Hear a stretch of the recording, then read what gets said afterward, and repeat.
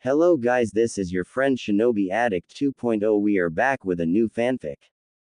Which is What If Emperor Naruto Build Ultimate Harem Hinata Fu Part 1. If enjoy this fanfic, please like and share, and now let's start the fanfic. Konoha Sandame's office. Hiruzen Sarutobi was a tired man. He had retaken the position of Hokage only a year ago, after his successor, now predecessor, Minato Namikaze, died after the disaster that was the Kyuubi attack. Hiruzen sighed as he gazed at the picture of the blonde man. Why did he die when he had so much to live for? He remembered the night clearly. He was sitting in his office writing in his journal while his wife, Bawako, Minato, and his wife Kushina, were in a secret location so Kushina could give birth. Kushina was a Jinchuriki, a container of one of the 9 biju, of the Kyuubi. And when a female Jinchuriki goes into labor, the energy holding their seal together weakens and the biju has a chance to go free. Minato, being the expert seal master that he is, was in charge of holding the seal together while Kushina was giving birth. Everything was set up perfectly. However, something happened and the Kyuubi was freed. And it severely damaged the village, and killed countless civilians and shinobi alike. Minato was able to take the biju out of the village, and seal it away, inside his own son no less. Hiruzen was forced to witness the sealing as Minato put up a barrier around him, Kushina, Kyuubi, and their son, Naruto. The Sandame was confused as to why Minato felt that he had to do the sealing. He knew how to perform the Reaper Death Seal. All Minato would have to do would be putting the 8 trigram seal, and he would be able to live with his family. But then again, he never did tell anyone that he could do the Reaper Death Seal now that he thinks about it.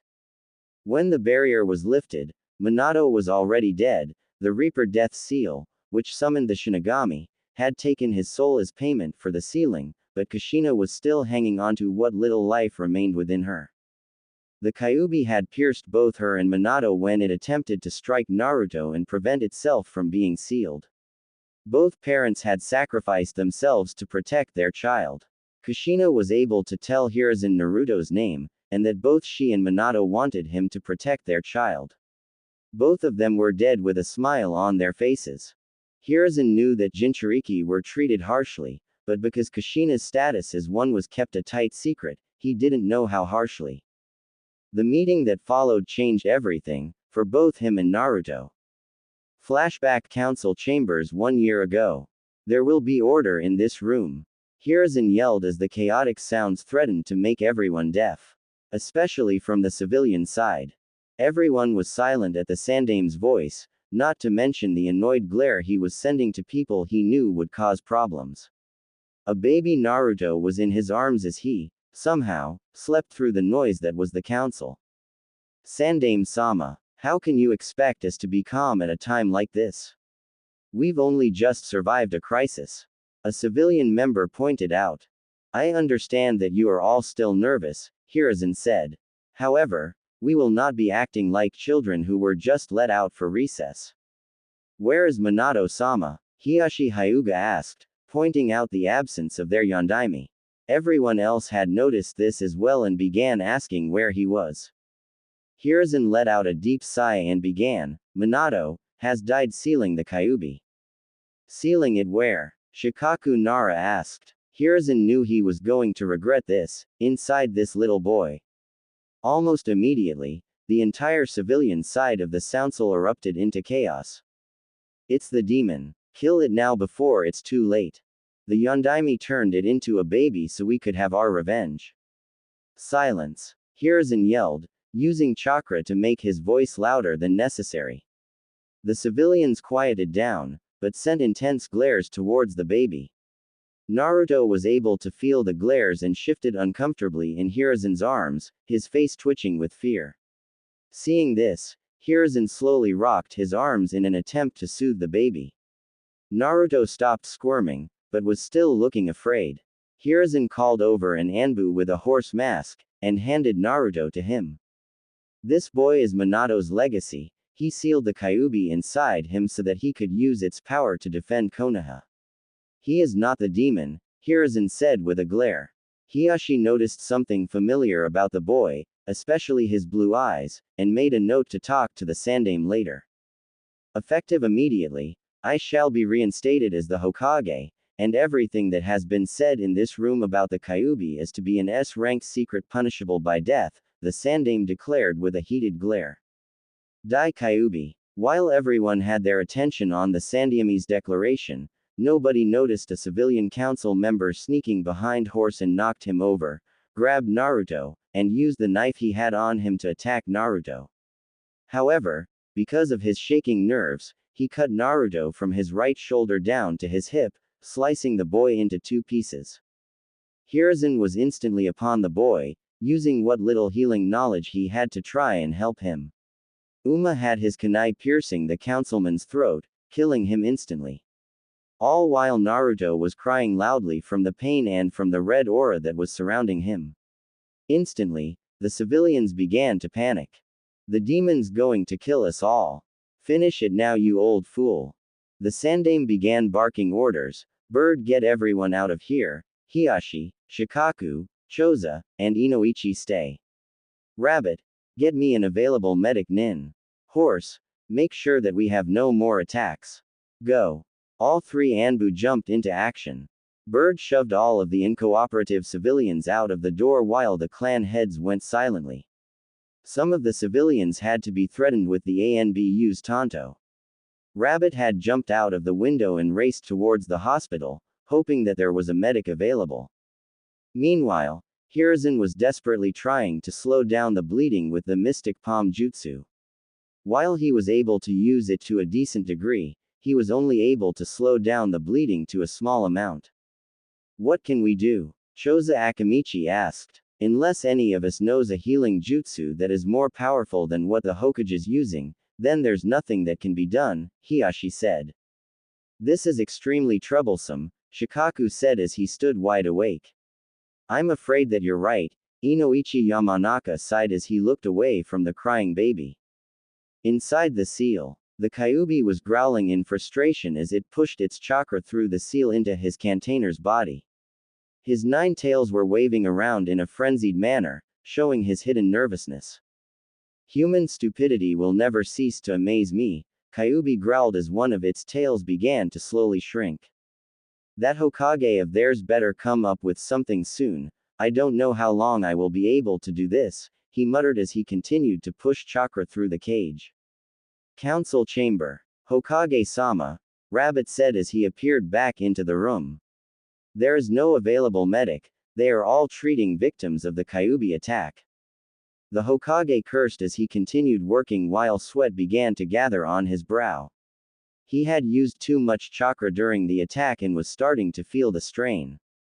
Horse, carry Naruto while I continue to heal him. Everyone, come with us into my office. Rabbit, head back out into the village and try to find any more survivors, the Hokage said while Horse carefully picked up the wailing boy. Rabbit bowed and vanished in a puff of smoke. And, please pick up his arm, he added. Inoichi decided to pick up the dismembered appendage since he's seen worse things in the minds of prisoners. The party of 7 slowly made their way to the Hokage's office. Choza opened the door and everyone entered. Hiyashi, can you take over the healing while I get what may be able to save him? Horse, I want you to stand guard and make sure that nobody interrupts us. I don't care if it's the Raikudo Sennin himself. Nobody enters. Hiruzen asked. Hiyashi nodded and activated his Byakugan while using the healing jutsu his wife had taught him. While Horse handed the crying Naruto to Choza before he exited the room. Let's be thankful that Hitomi taught you a couple of her healing jutsus, Shikaku said as he watched the healing. Hiyashi just nodded as he kept concentrating. Hiruzen walked towards the picture of the Shadaime, Hashirama Senju, and picked it off of the wall, revealing a small seal on the wall. He bit his thumb and made a few hand signs and smeared his blood on the wall. In a puff of smoke, came a medium-sized scroll. He placed the scroll on his desk and began to unravel it, searching through the scroll desperately. Here it is, Hiruzen shouted triumphantly while spreading more of the scroll out, revealing what appeared to be a sealing formula. What is it? Shikaku asked as he looked at the scroll. The only thing that may be able to save Naruto, Hiruzen said. Bring him over here. Choza and Hiashi slowly walked over and placed Naruto on the desk. Inoichi placed his dismembered arm next to him. What I'm going to need of all of you is that you channel your chakra through Naruto when I activate this, Hiruzen said as he beckoned everyone around the boy. Hiashi was still healing him, but the injury was starting to get worse. The clan heads and the Hokage placed their hands around the boy and began molding their chakra. Please forgive me, Minato, but if I don't do this, Naruto will die. Hiruzen apologized in his thoughts. The Sandaime then made several hand sighs before ending on dragon and shouting, Kinjutsu, Jongu transfer. The scroll began to glow, and hundreds of black tendrils erupted from the seal before they lunged towards Naruto and began to burrow their way inside his body. Everyone began to feel a drain on their chakra and saw that the tendrils were touching their hands while absorbing the chakra at a fast pace. Eventually, Hiruzen dropped down to one knee as he ran out of chakra to give. Following him was Shikaku, Inoichi, and Hiashi. Chozo was able to hang on for a little while longer before he had to pull back, his face covered in sweat. Everyone was forced to watch as Naruto was enveloped in red chakra that the tendrils were also absorbing. They were slowly turning a crimson color as the chakra was absorbed.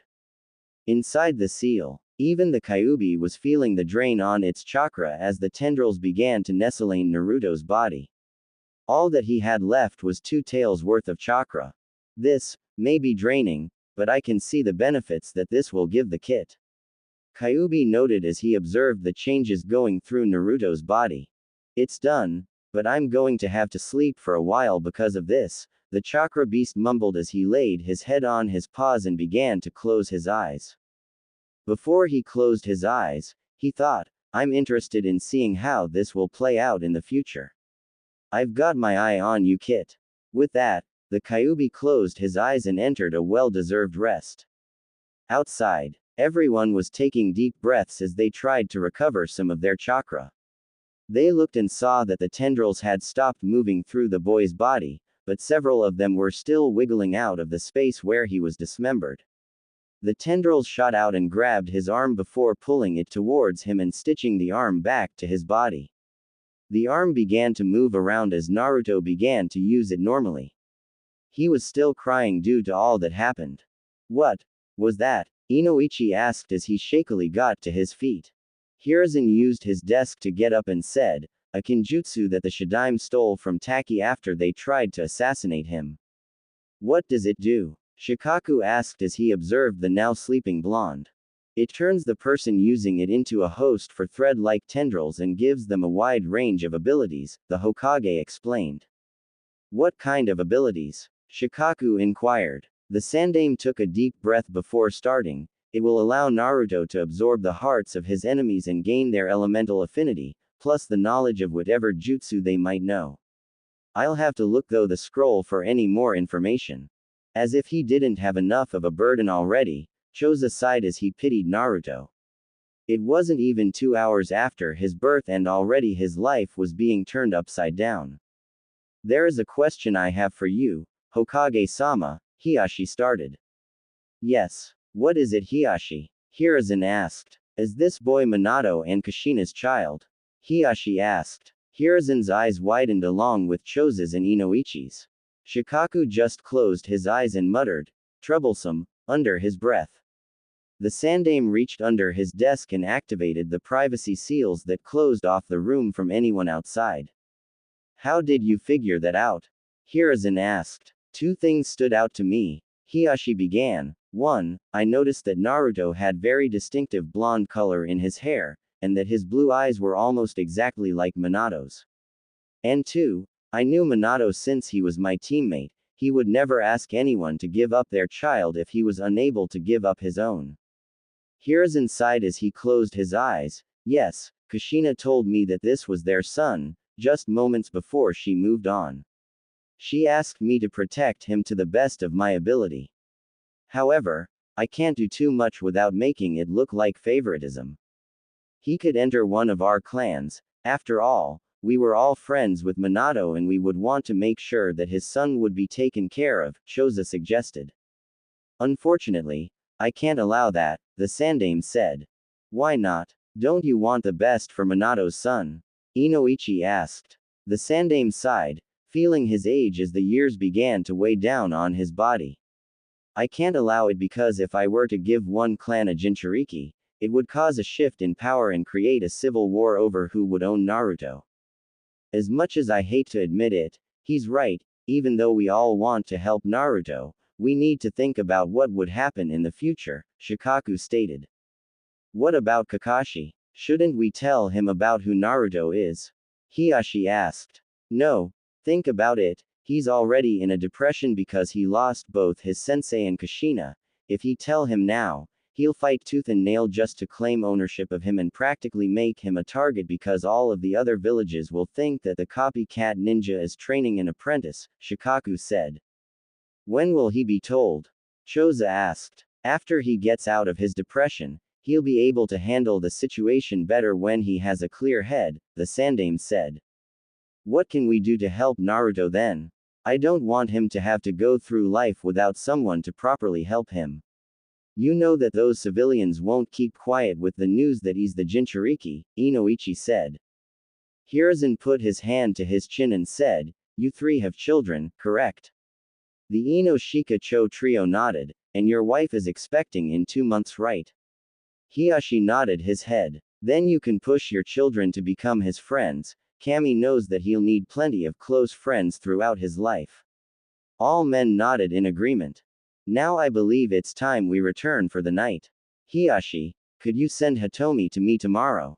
I would like a woman's opinion on how Naruto should be cared for since I'll be taking care of him until the orphanage is repaired, Hiruzen said. Would you like me to tell her about what happened tonight? Hiashi asked. The Sandaime shook his head and said, I'll take on that task. You all need your rest if you want to lead your clans through this crisis. I trust that you all know not to speak about the events that happened in this office. The only reason I'm trusting you with this information is because you were all Minato's closest friends. No Hokage-sama, all 4 men said.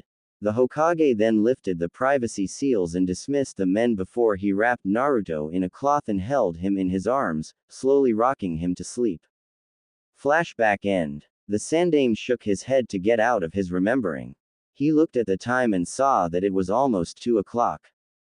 Time to see how he's doing, Hiruzen thought as he stood up. The date was October 10th, the Kyuubi festival, or Naruto's birthday to those that cared.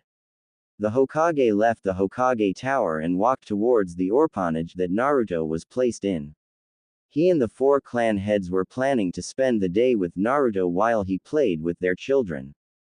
As Hiruzen walked into the orphanage, the caretaker immediately bowed to him. Hokage-sama, we weren't expecting you, the woman said. Hiruzen waved her off and said, It's fine, I was just stopping by to pick up someone. A Naruto Uzumaki. He didn't miss the flash of disgust that passed through the caretaker's face once his name was mentioned.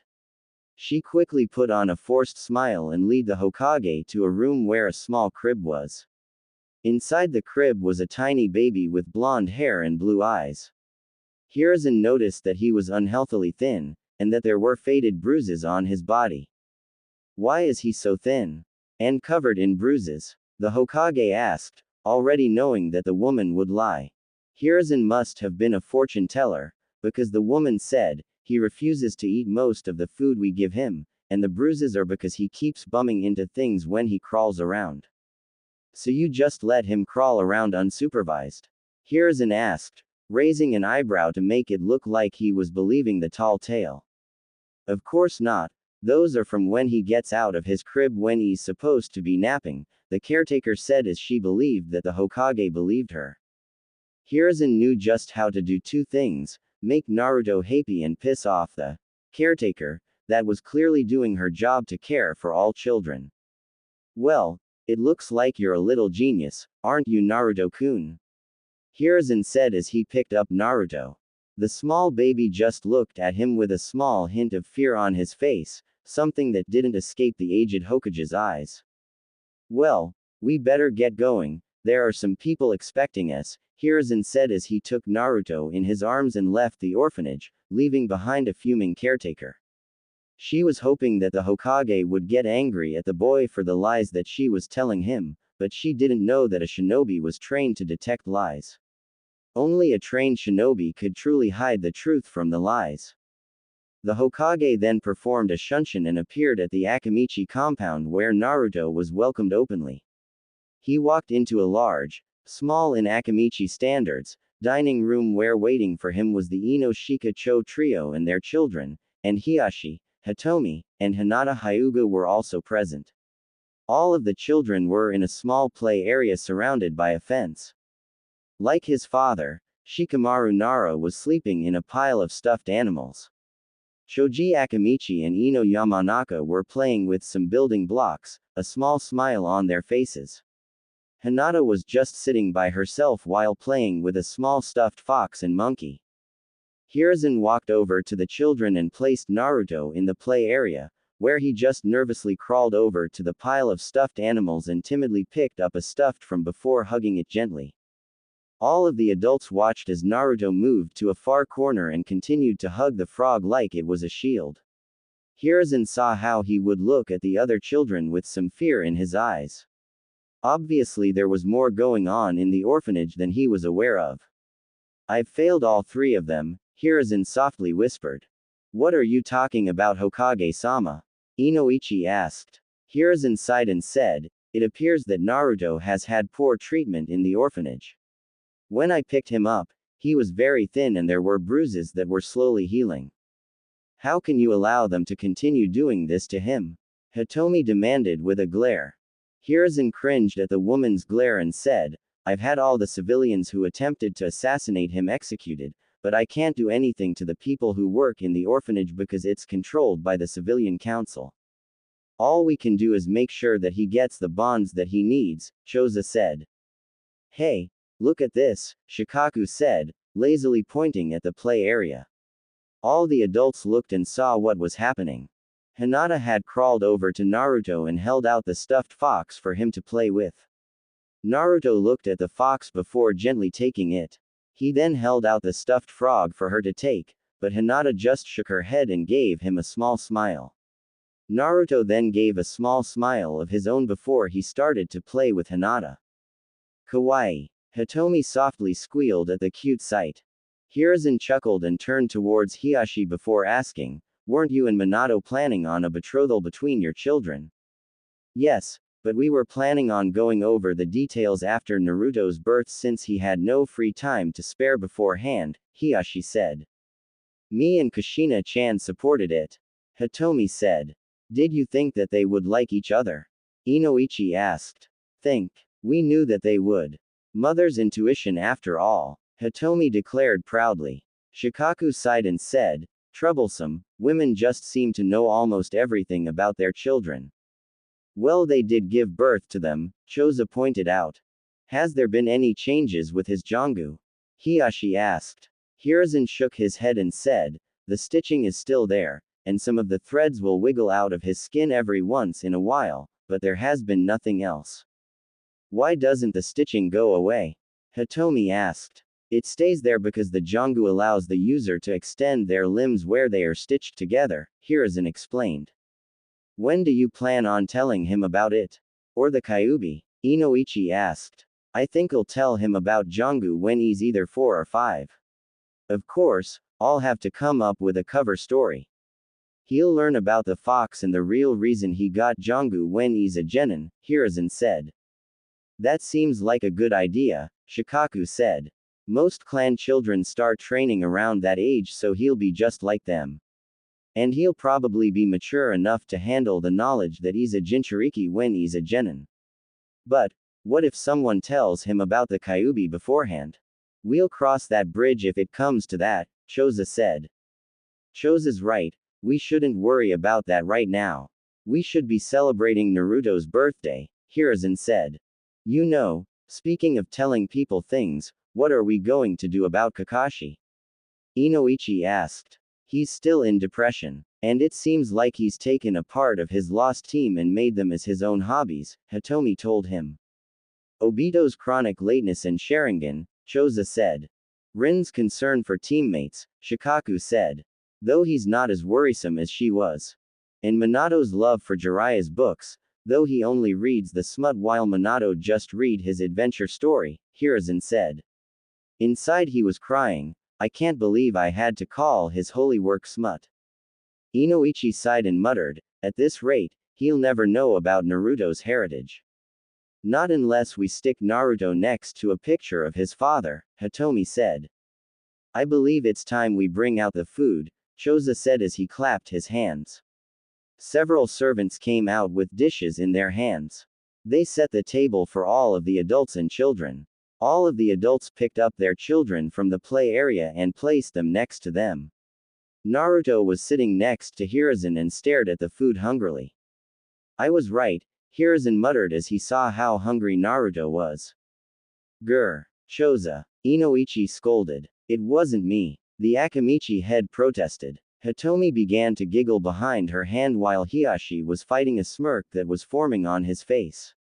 Something you'd like to share, Hitomi? Shikaku asked. That was Hinata's stomach. Hitomi laughed. A few moments later, everyone was laughing at that little piece of information, though Hiashi was just chuckling. Now that I think about it, Inoichi began, it's a good thing Minato was your teammate Hiashi. How so? The Hyuga head asked. Back when we were in the academy, you were as cold as your father was. When you trained with Minato, you began to open up more, not to mention you were starting to smile instead of just giving everyone either a cold glare or an arrogant smirk, Inoichi explained.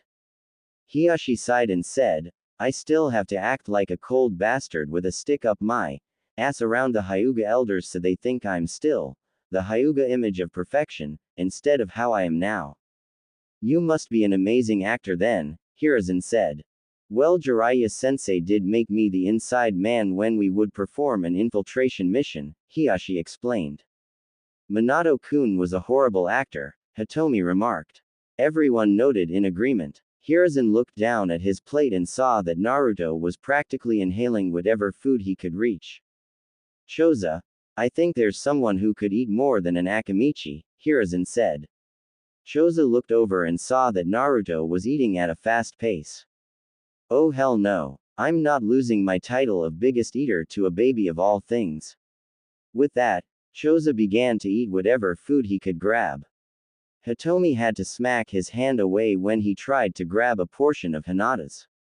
After several minutes of watching the two, Naruto was eventually defeated by the round man. The small blonde yawned before he fell asleep in his chair. Oh Kami, he's going to eat everyone out of house and home. Hitomi cried. Please, just wait until he's introduced to ramen, then we can worry, Shikaku pointed out. It's a cursed Uzumaki gene to love ramen, Hiruzen said. It also doesn't help that Minato was a ramen addict himself. So throughout the night, all of the adults talked about Minato and how they expected Naruto to be just like him. Inoichi pointed out that the Uzumaki personality would always be the dominant thing in his life, making them shiver at the pranks he would perform in the future. They just hoped that they wouldn't be targets of any of them, though Hiashi said he wouldn't mind if he targeted the Hyuga elders for any of them. Later into the evening, Hiruzen received a message from a small green frog with violet markings. Ah, news from Jiraiya, Hiruzen announced. He said that he's convinced Tsunade to come back to Konoha. But it will take them about 7 months because they are on the far side of Yuki and the boats are in need of repairs. Tsunade-sensei is coming back? Hitomi asked, surprised. How did you convince her? Shikaku asked. I had Jiraiya tell her about Naruto, and I decided to allow her idea of there being a medic nin on each team with her running the training program, Hiruzen said. When did you send Jiraiya after her? Choza asked. It was a month after Naruto was born. He had heard about the attack and raced all the way here from Iowa. He made it here in 2 days. But it takes at least 2 months to get from Iowa to Konoha. Inoichi yelled. Gamabunta, was all that Hiruzen said. Everyone nodded in understanding. They knew that the Toad boss could cover great distances easily, especially if motivated with sake. Later into the night, all the children had fallen asleep, so the adults bid each other goodbye and left to their respective homes. Hiruzen dropped Naruto off back in the orphanage and signaled his personal Anbu guard. Hokage-sama, Cat and Tiger knelt down before their leader. Make sure that nothing happens to Naruto tonight. If anyone comes after him, bring him directly to me, Hiruzen commanded. Hi, Hokage-sama, both Anbu said before they jumped back into the shadows. Hiruzen let out a sigh as he adjusted the hat and began walking to the Sarutobi compound. His thoughts directed towards the future. Naruto Uzumaki didn't live a good life. He was ignored by most of the kids his age, and hated by most of the adults. The only ones that didn't hate him were the Hokage, and the Ichirakus who ran the ramen stand. He never understood what made him so unlikable to many people. He tried to be nice to others, but they still ignored him.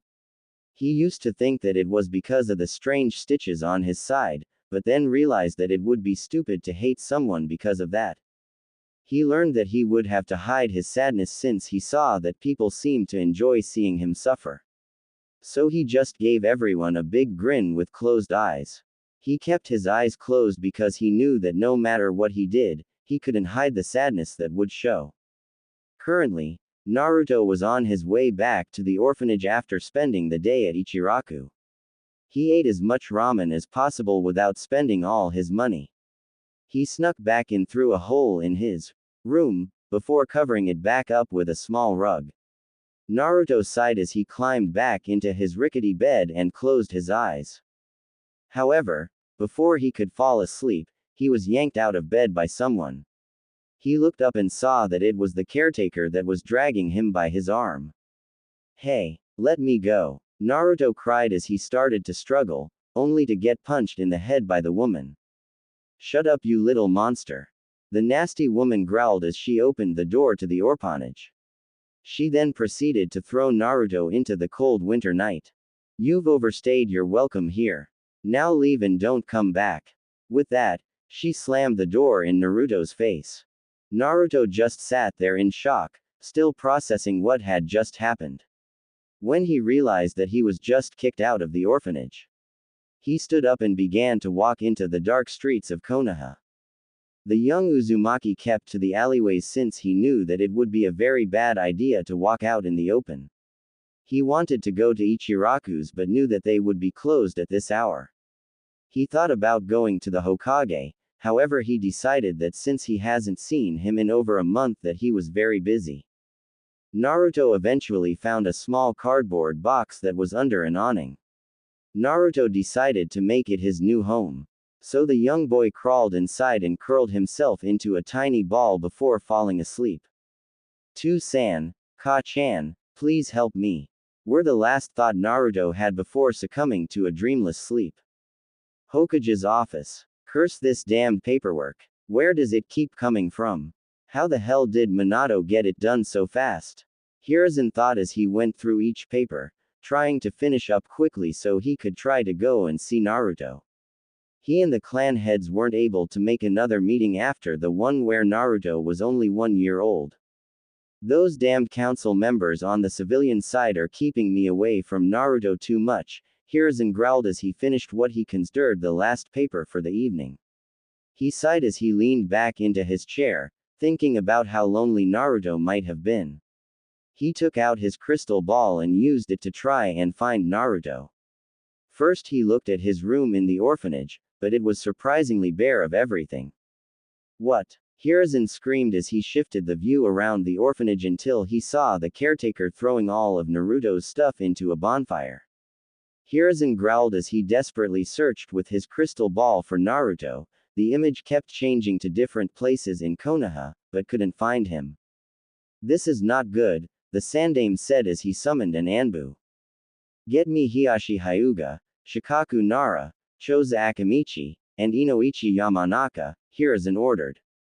Hi, Hokage-sama, the Anbu said as he vanished in a puff of smoke. Several minutes later, the aforementioned men walked through the door and saw that their leader was in distress. You called for us, Hokage-sama? Shikaku asked. Hi, I wish it was on better terms, but I have some grave news, Hiruzen said as he sighed. What is it? Choza asked. Naruto's gone missing, Hiruzen said. That shocked all of the clan heads to the core. What happened? Hiashi growled. He had already lost his brother earlier in the year, and maybe the respect of his nephew.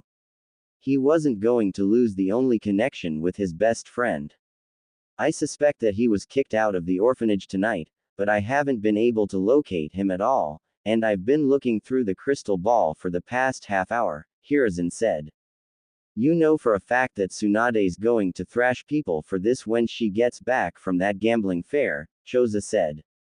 Maybe we could blame it on Orochimaru. That'll take care of a problem for us, Shikaku muttered.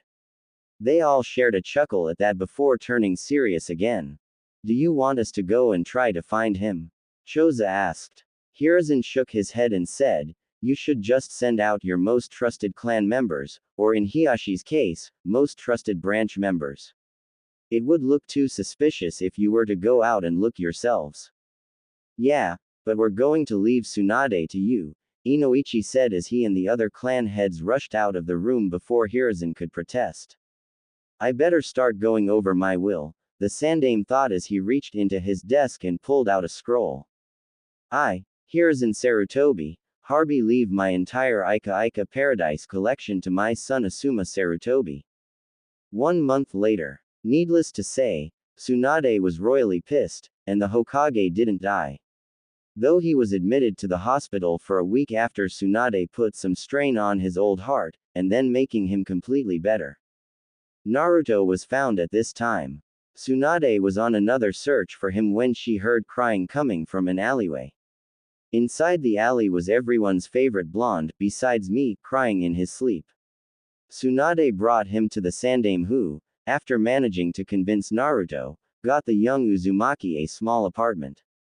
Tsunade wanted to adopt him, but that fell under the jurisdiction of the Civilian Council, who made it their life's mission to make Naruto's life a living hell.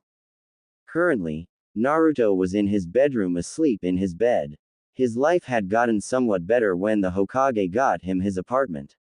It wasn't much, but it was more than he ever had. There were 3 rooms, his bedroom, kitchen, and bathroom, all of them being something that he appreciated when he started living here. Naruto woke up to the sunlight managing to find its way to his closed eyes. The young blonde rubbed his eyes and slowly got out of bed. He made his way to the bathroom where he proceeded to splash his face with cold water to effectively wake him up. He then went back into his bedroom and changed into his black shirt with a red spiral on it, and some forest green shorts. Ah, I'm hungry, Naruto mumbled as he walked into the kitchen and pulled out a bowl, some cereal, and a gallon of milk. After having a filling breakfast, Naruto then went out to his balcony and took in the fresh air. What a nice day. I think I'm gonna go and see how Gigi's doing, Naruto said as he ran back inside and put on his sandals before running out and locking the door behind him. Naruto then proceeded to run towards the Hokage tower where he knew the Hokage would be, especially since it was almost 10 o'clock in the morning. I wonder if I can get him teach me some jutsu today. Naruto wondered as he walked down the street. He continued on his way until he felt the hairs on the back of his neck standing on end. He started to look around and saw that the people were either ignoring his existence, or glaring at him with pure hatred.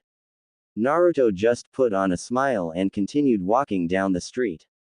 Deep down, those glares did affect him, but he had no other idea of how else to deal with it. However, today was going to change Naruto's life. As soon as he passed an alleyway, he was grabbed and pulled inside. Before he could scream out, he felt a pain on the back of his neck before everything went dark. Sometime later, Naruto groggily opened his eyes and saw that he was in a forested area tied to a wooden post. He looked around frantically and tried to get free of his bonds. So you're awake, a voice said. Naruto turned his head to see a young man with black hair and dark eyes. He was dressed in a regular Chunin's attire and had nothing standing out. What do you want? Naruto asked, afraid of what this man wanted from him. I want my revenge, You killed a lot of my friends and I'm gonna avenge them, the Chunin said as he stalked forward, kunai in hand. But I didn't kill anybody, Naruto protested as he struggled harder. Yes you did you demon. The Chunin shouted, losing all of his composure, you crushed hundreds of people with your paws and ate the remains. You almost destroyed the village and its people. I'm going to make sure that you never get the chance to do it again. No, please. I'm sorry. Naruto cried as he struggled harder, starting to get extremely desperate. The Chunin wore a malicious grin on his face as he raised his kunai in the air, ready to stab Naruto with it. Naruto closed his eyes tightly and felt a strange sensation in his right shoulder. He felt it rip apart painlessly and felt like a part of him was darting forward. He heard a gasp of pain and surprise before he opened his eyes and saw something that shocked him to the core. The Chunin was standing over him with the kunai raised, but that wasn't what shocked him. Coming out of the Chunin's chest were several crimson tendrils that were squiggling around. Naruto looked and saw that they were coming from where his shoulder was ripped off. The stitching was missing and his shoulder was about a foot away from where the rest of his arm was. Demon! The Chunin gasped as the tendrils started to move within him. Naruto stared in shock as something wrapped in the tendrils came out of the Chunin's chest while it was still beating. The Chunin then fell to the floor dead, but Naruto didn't know that yet. The object was then pulled into Naruto where his arm came back to the rest of his body. Ah! Naruto screamed as the weight of what had happened finally settled into his mind. He let loose a chakra pulse that covered the whole village. Hokage's office. You should really make some law about Jiraiya's peeping habits, a blonde-haired woman with a green coat and gray clothing said. She had her hair in two pigtails and had her arms crossed underneath her impressive bust. She gave an annoyed stare into the Sandame's eyes with her honey-colored ones. Would love to Tsunade, but Jiraiya's books make a lot of money. Money that he uses to supply his spy network and himself. He also sends whatever he can spare to Konoha to help with our economy, Hiruzen said as he sighed. Tsunade huffed and said, why couldn't he have just stick to writing adventure stories? That first one was good even if it wasn't a bestseller. Before Hiruzen could reply, the chakra pulse reached his office. Both his and Tsunade's eyes widened as they recognized who the chakra belonged to. Weasel. Mantis. The Sandame called out. Two Anbu in the aforementioned masks appeared before their Hokage and waited for his orders. Follow us and make sure that there are no interruptions. Hiruzen ordered as he jumped out of his seat and leapt out the window, Tsunade following him in a heartbeat. Both Anbu jumped after them and tried to keep up. When they reached the source of the chakra pulse, Hiruzen's eyes widened and Tsunade gasped. Before them was a crying Naruto, still tied up to the post, and a dead Chunin at his feet. Mantis, make sure that we aren't interrupted. Weasel, stay for a moment, the Sandame ordered. Mantis vanished into the treetops and kept an watchful eye on the surrounding area. Hiruzen then shunshined over to Naruto and cut the ropes holding him in place. Tsunade rushed over to him and hugged him tightly as he cried into her shoulder. Tsunade began whispering comforting words into his ear until he cried himself to sleep. Weasel, do you know who this is? Hiruzen asked as he turned over the body of the dead Chunin. Daichi Uchiha, not a member who stands out, but not weak either, Weasel said after taking a good look at the Chunin. Hiruzen sighed and called Tsunade over, Naruto still clutching to her in his sleep. Can you see if he still has his heart? Tsunade used her free hand to run a diagnostic jutsu on the body before pulling away. No, his heart's not there. All of the veins connecting to it have been cleanly severed. Now I want you to check Naruto, I think that his Jangu has activated, Hiruzen said. Tsunade nodded and started to check Naruto. After a couple minutes, she stopped the jutsu and faced the Sandame. The threads are moving erratically, trying to move the stolen heart to an area in Naruto's body where it will cause little discomfort, Tsunade explained. The Sandame sighed and said, bring him back to my office. Weasel, you go and summon Hiashi Hyuga and Inoichi Yamanaka to my office. Mantis, the Anbu appeared before him. If anyone asks about what happened, tell them that a new way to dispel genjutsu was being tested out before it went out. Speak nothing about what really happened here. The Anbu nodded before they disappeared again. The remaining two conscious people then leapt for the Hokage's office. After 5 minutes of waiting, Hiashi and Inoichi walked in with Weasel behind them. Weasel shut the door just as Hiruzen activated the privacy seals. Upon seeing Naruto clutching to Tsunade, Hiashi asked, "What happened?" Daichi Uchiha attempted to kill Naruto after abducting him. Hiruzen started before both clan heads let out a blast of ki. "Where is the bastard? He'll be brain dead when I'm through with him," Inoichi yelled. Hiruzen shook his head and said, "He's dead." Naruto's Jangu activated and stole his still beating heart. Hiashi was confused. Wouldn't his Sharingan warn him of any attack? "I suspect that he didn't have it activated. Daichi only used his Sharingan on foes who he considered worthy," Weasel explained. "A stroke of luck then," Hiashi said. "I suppose that Naruto is in shock because he saw the heart being stolen?" Inoichi asked. Hiruzen nodded and said, "Yes, I want you to enter his mind and try to help him get over it. He should never have to go through this at such a young age." Inoichi nodded and made a few hand seals before placing his hand on Naruto's forehead and closing his eyes. Naruto's mindscape. Inoichi opened his eyes and saw that he was standing in what appeared to be a dimly lit sewer. "This isn't as bad as I thought it would be," the Yamanaka head thought as he looked around. The appearance of Naruto's mind was a little disturbing to him though since it reflected how Naruto felt. His own mind was a nice and peaceful forest, and his daughter Ino's was a field of flowers. Naruto's mind only showed that he was lonely and depressed. Inoichi then decided to walk deeper into Naruto's mind in order to find him. After what felt like an eternity of walking, he reached a giant cage that had a piece of paper on it with the kanji for seal on it. "Is this what I think it is?" Inoichi thought as he peered inside. He was met with a giant red eye that lazily stared at him.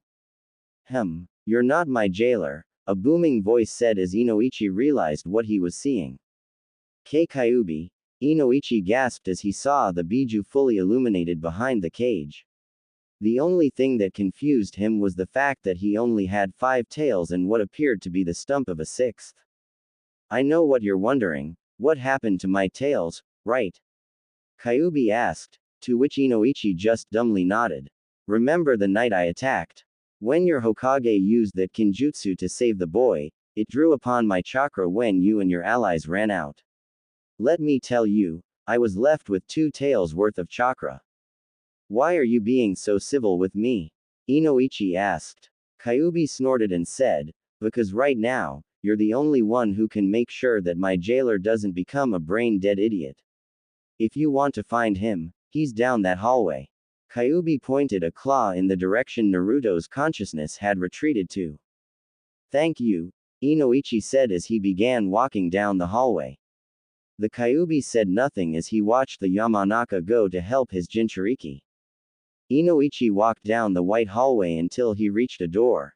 Seeing that it was the only way to go, he opened the door and was blinded by a bright light. When he opened his eyes, he saw that he was at one of the training grounds. This must be where Naruto was taken to before, Inoichi mused as he walked and saw the events that happened when Naruto was abducted. Inoichi was then blinded by a bright light before he saw that the events were repeating themselves over and over again.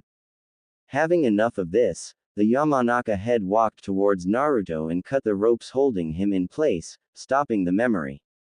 "Who are you?" Naruto asked, shivering in fear.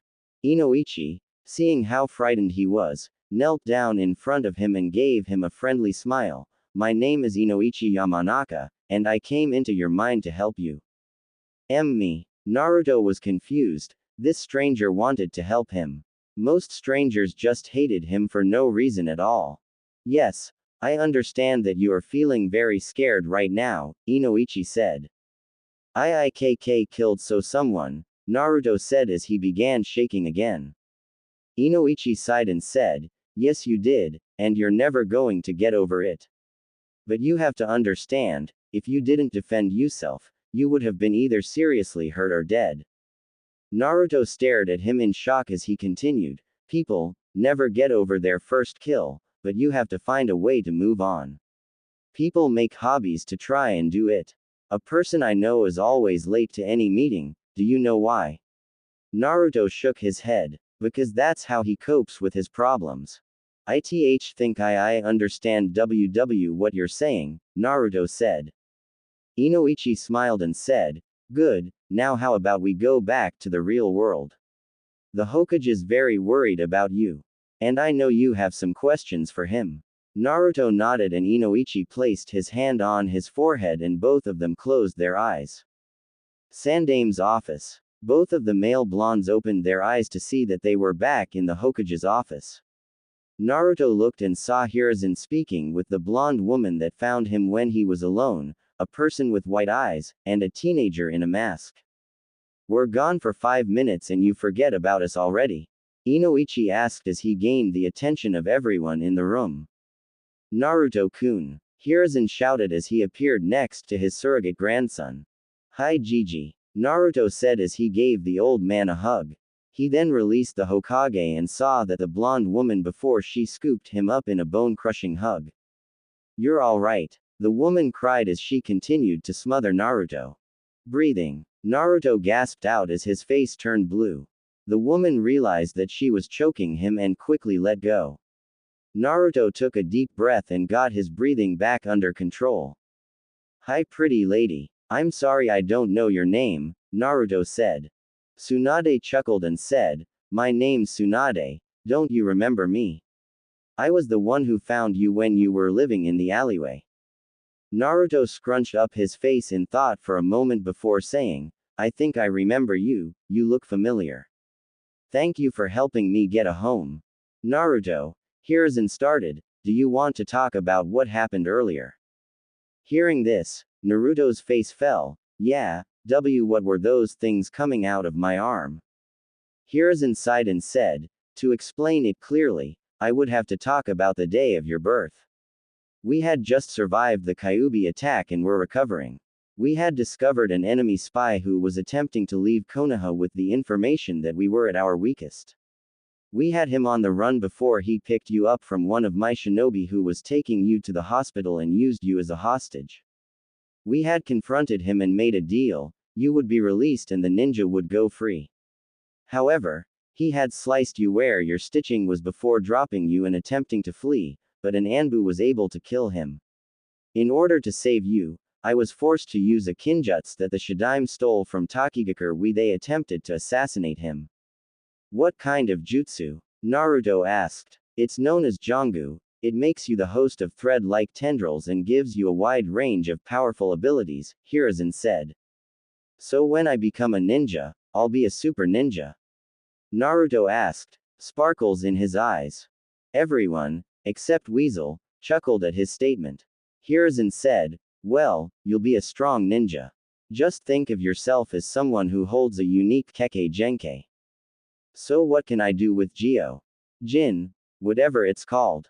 Naruto asked. It's called Jongu. Jion-Gu. And you can do whatever you want with the tendrils since they respond to either your will, or they can act automatically when you're in danger, Hiruzen said. Wow, can it do anything else?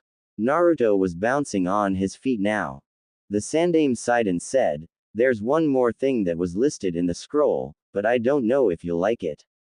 Why not? Is it really bad? Naruto asked, getting a little scared now. No, it's just that you might be disturbed by this, Hiruzen said before explaining the last part of Jongu. You can take the hearts of your enemies and steal all of their abilities and elemental nature. Like I did before, Naruto whispered. Yes, but this part of the ability has a positive effect for you, Hiruzen said. Naruto looked at him in confusion. What would be good about taking people's hearts? By stealing people's hearts, you can become like a cat, meaning that you will have multiple lives, Hiruzen explained. So, I could still live even if I die?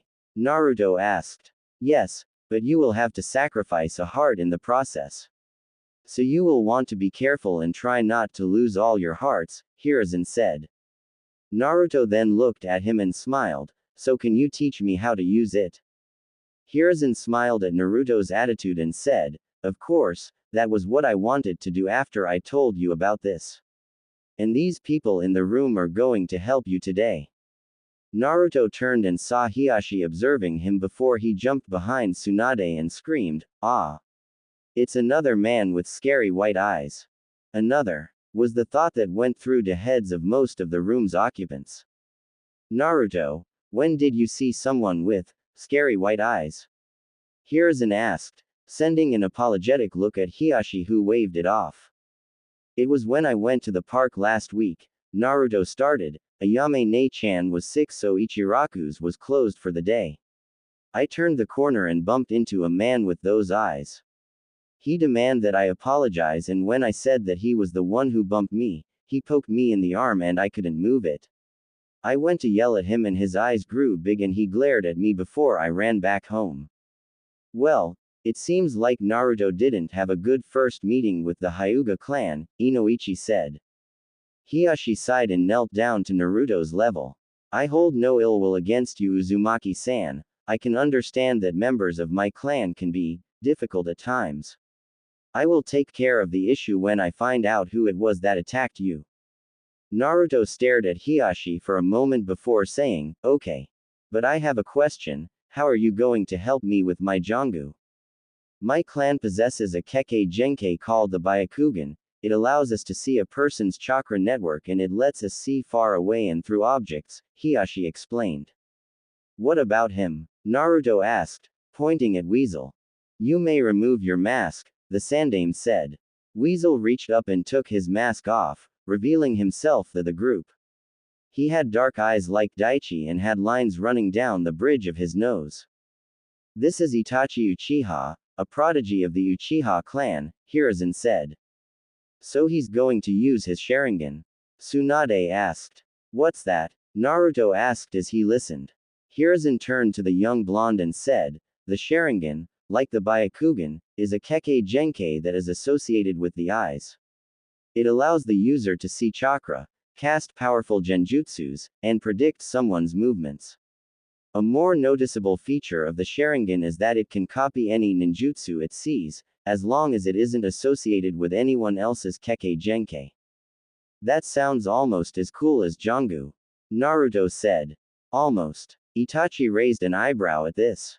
Well, if I took the heart of someone who had just you that you can't copy, that would make me better than you, right?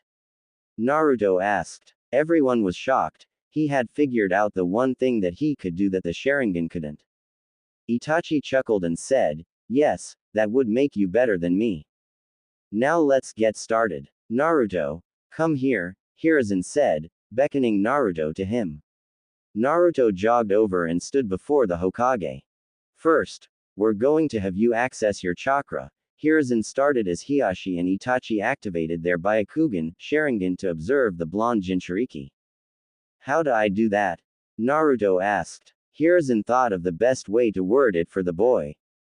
Do you feel a warm feeling in your gut? Naruto nodded. You need to try to grab that feeling and pull it to the surface. Try to make it flow through you.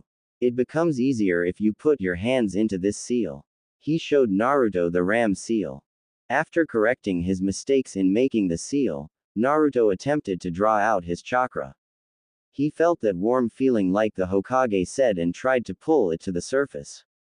The problem was that because he was a Jinchuriki, he had far more chakra than a normal person his age, so it was like pulling a boulder out of a hole meant for a pebble. Come out already, Naruto growled as he pulled harder. Surprisingly, that thought somehow made Naruto able to drag his chakra to the surface.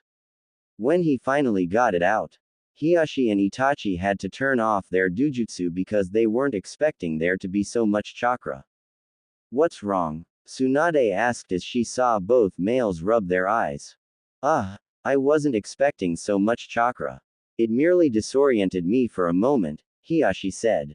As am I, Itachi said as he blinked rapidly to get the spots out of his vision. Sorry, Naruto said, uncertain of what to do. There's no need for apologies, Naruto-san, Itachi said. Indeed, we just didn't expect you to have so much chakra, Hiashi put his 2 cents in. Is that a good thing? Naruto asked. It's a very good thing. A ninja who has more chakra is able to perform more jutsu, maybe more powerful ones, Hiruzen said.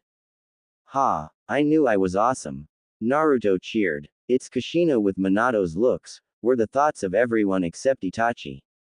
Once Naruto calmed down, Hiruzen then tried to get him to do the next lesson. Now that you've got access to your chakra, we should try to get you to control your Jangu to some degree, Hiruzen said. But I don't think that it would be a good idea to try it here. Why not? I'm ready to go, Naruto declared. Hiruzen chuckled at the blonde's enthusiasm and said, that's why we have training grounds. Tsunade, can you take over trying to get his Jangu activated? I'm afraid I can't since I'm behind on my work. Hiruzen glared at the pile of paperwork that was mocking him with its height. Tsunade sighed and said, all right sensei, I'll tell you about our progress later. You men follow me to training ground 27. She then grabbed Naruto's shoulder and vanished in a shunshin. The rest of them followed, leaving Hiruzen alone. He then pulled out a little orange book and flipped it to a certain page before giggling pervertedly. Oh Konoko-chan, you're so dirty. Training ground 27. Tsunade appeared in a puff of smoke with a stumbling Naruto. Oh, I think I'm gonna be sick. Naruto ran over to a bush where he proceeded to introduce the shrub to his eaten breakfast. Tsunade's sweat dropped and thought, maybe I should have just jumped here instead. You alright Gaki? Why yeah, that was just uncomfortable, Naruto said as he leaned on a tree for support. I remember when Jiraiya-sensei taught us the shunshin. Minato was the only one who was able to keep his lunch down the longest, Hiashi said as he and the other appeared behind Tsunade. So how am I gonna do this? Naruto said as he recovered. Well, Tsunade started as she pulled out a small scroll, opened it, and began to read from it. First you have to gain control of the tendrils that are in your body. So just close your eyes and try to feel them as they move throughout you.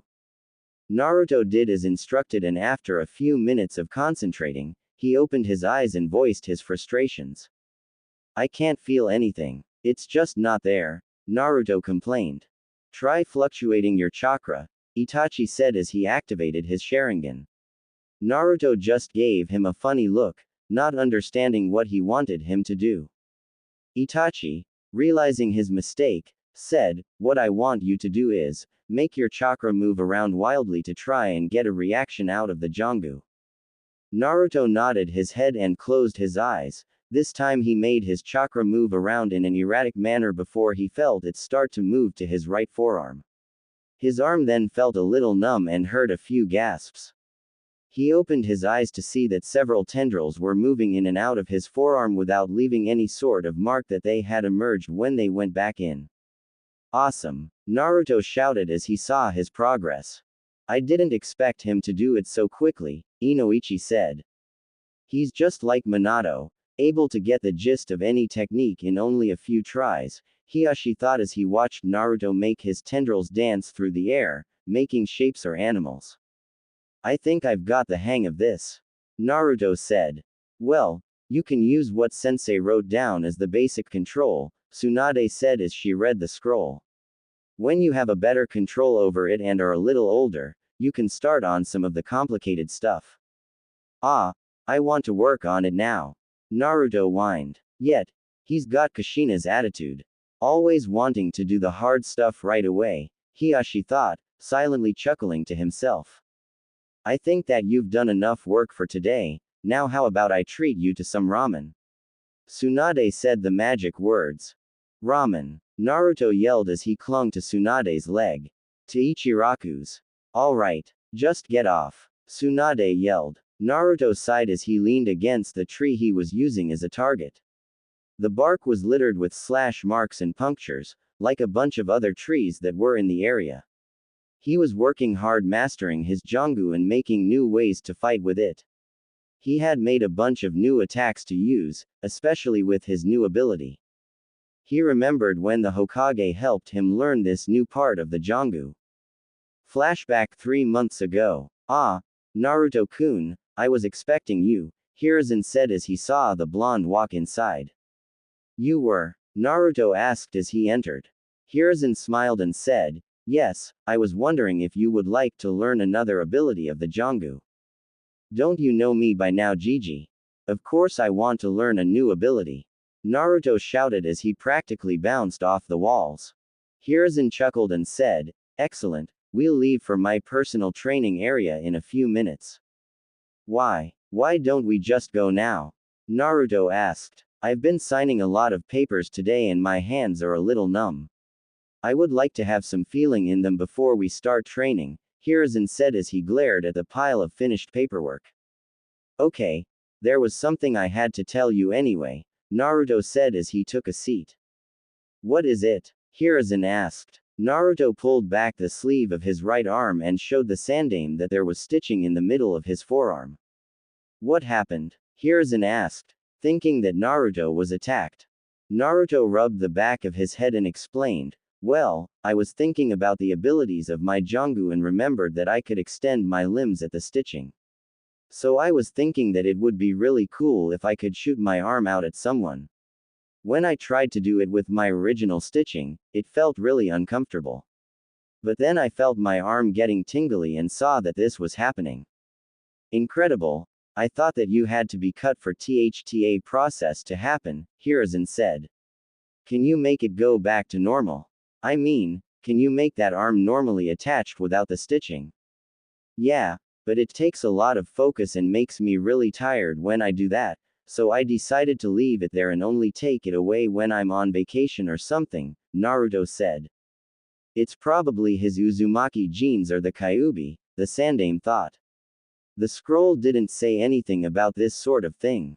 Naruto, Hiruzen began, you never cease to amaze me.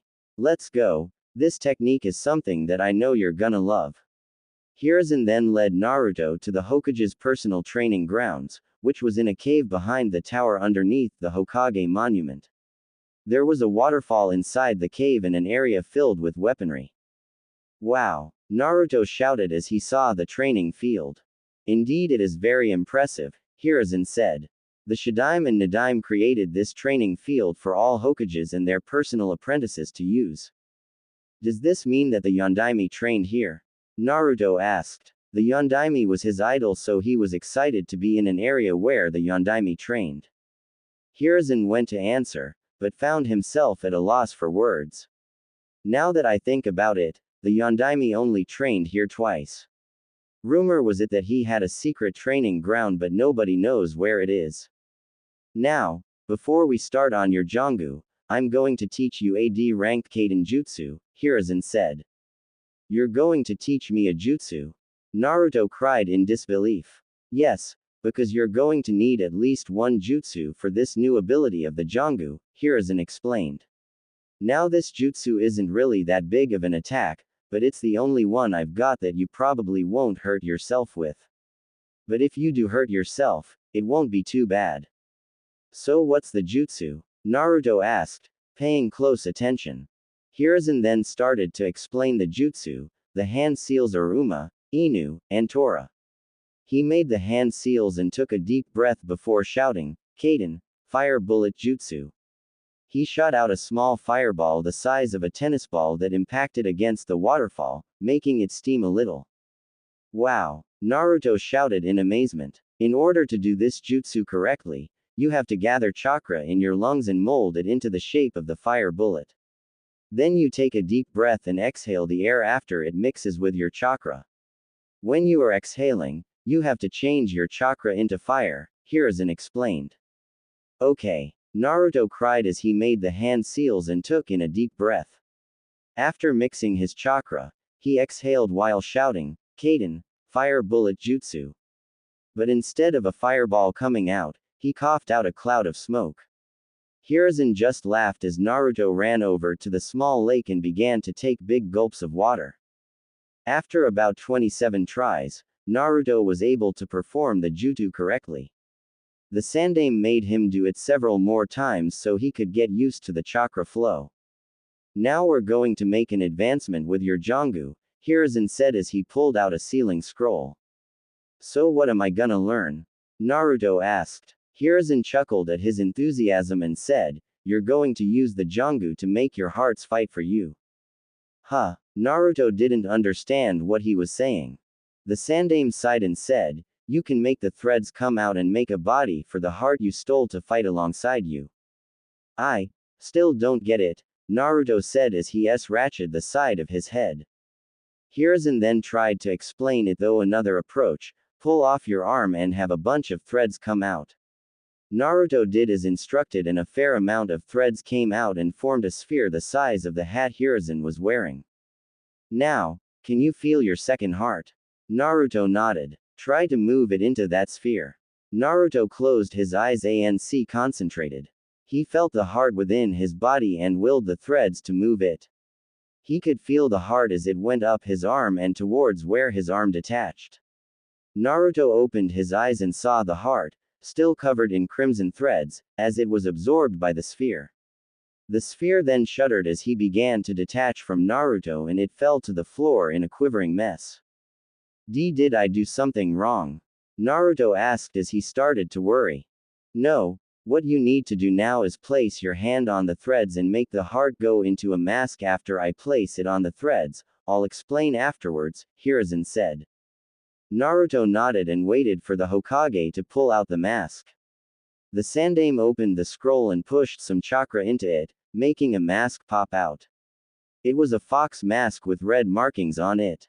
The mask also had a movable jaw was filled with sharp teeth. Hiruzen placed the mask on the mass of threads and Naruto placed his hand next to it. Naruto directed the heart to go into the mask, and removed his hand once he felt that the process was done. Now you should have the threads take the shape of whatever animal you want, Hiruzen said. Though, you should have it take the shape of a fox since that's the mask we put on it. Naruto nodded again and focused. The threads began to squirm around before they started to take shape. After a few moments, standing before them was a mass of crimson threads in the shape of a nine-tailed fox. It had rabbit-like ears that were curved, and the fox mask that was placed on it moments before.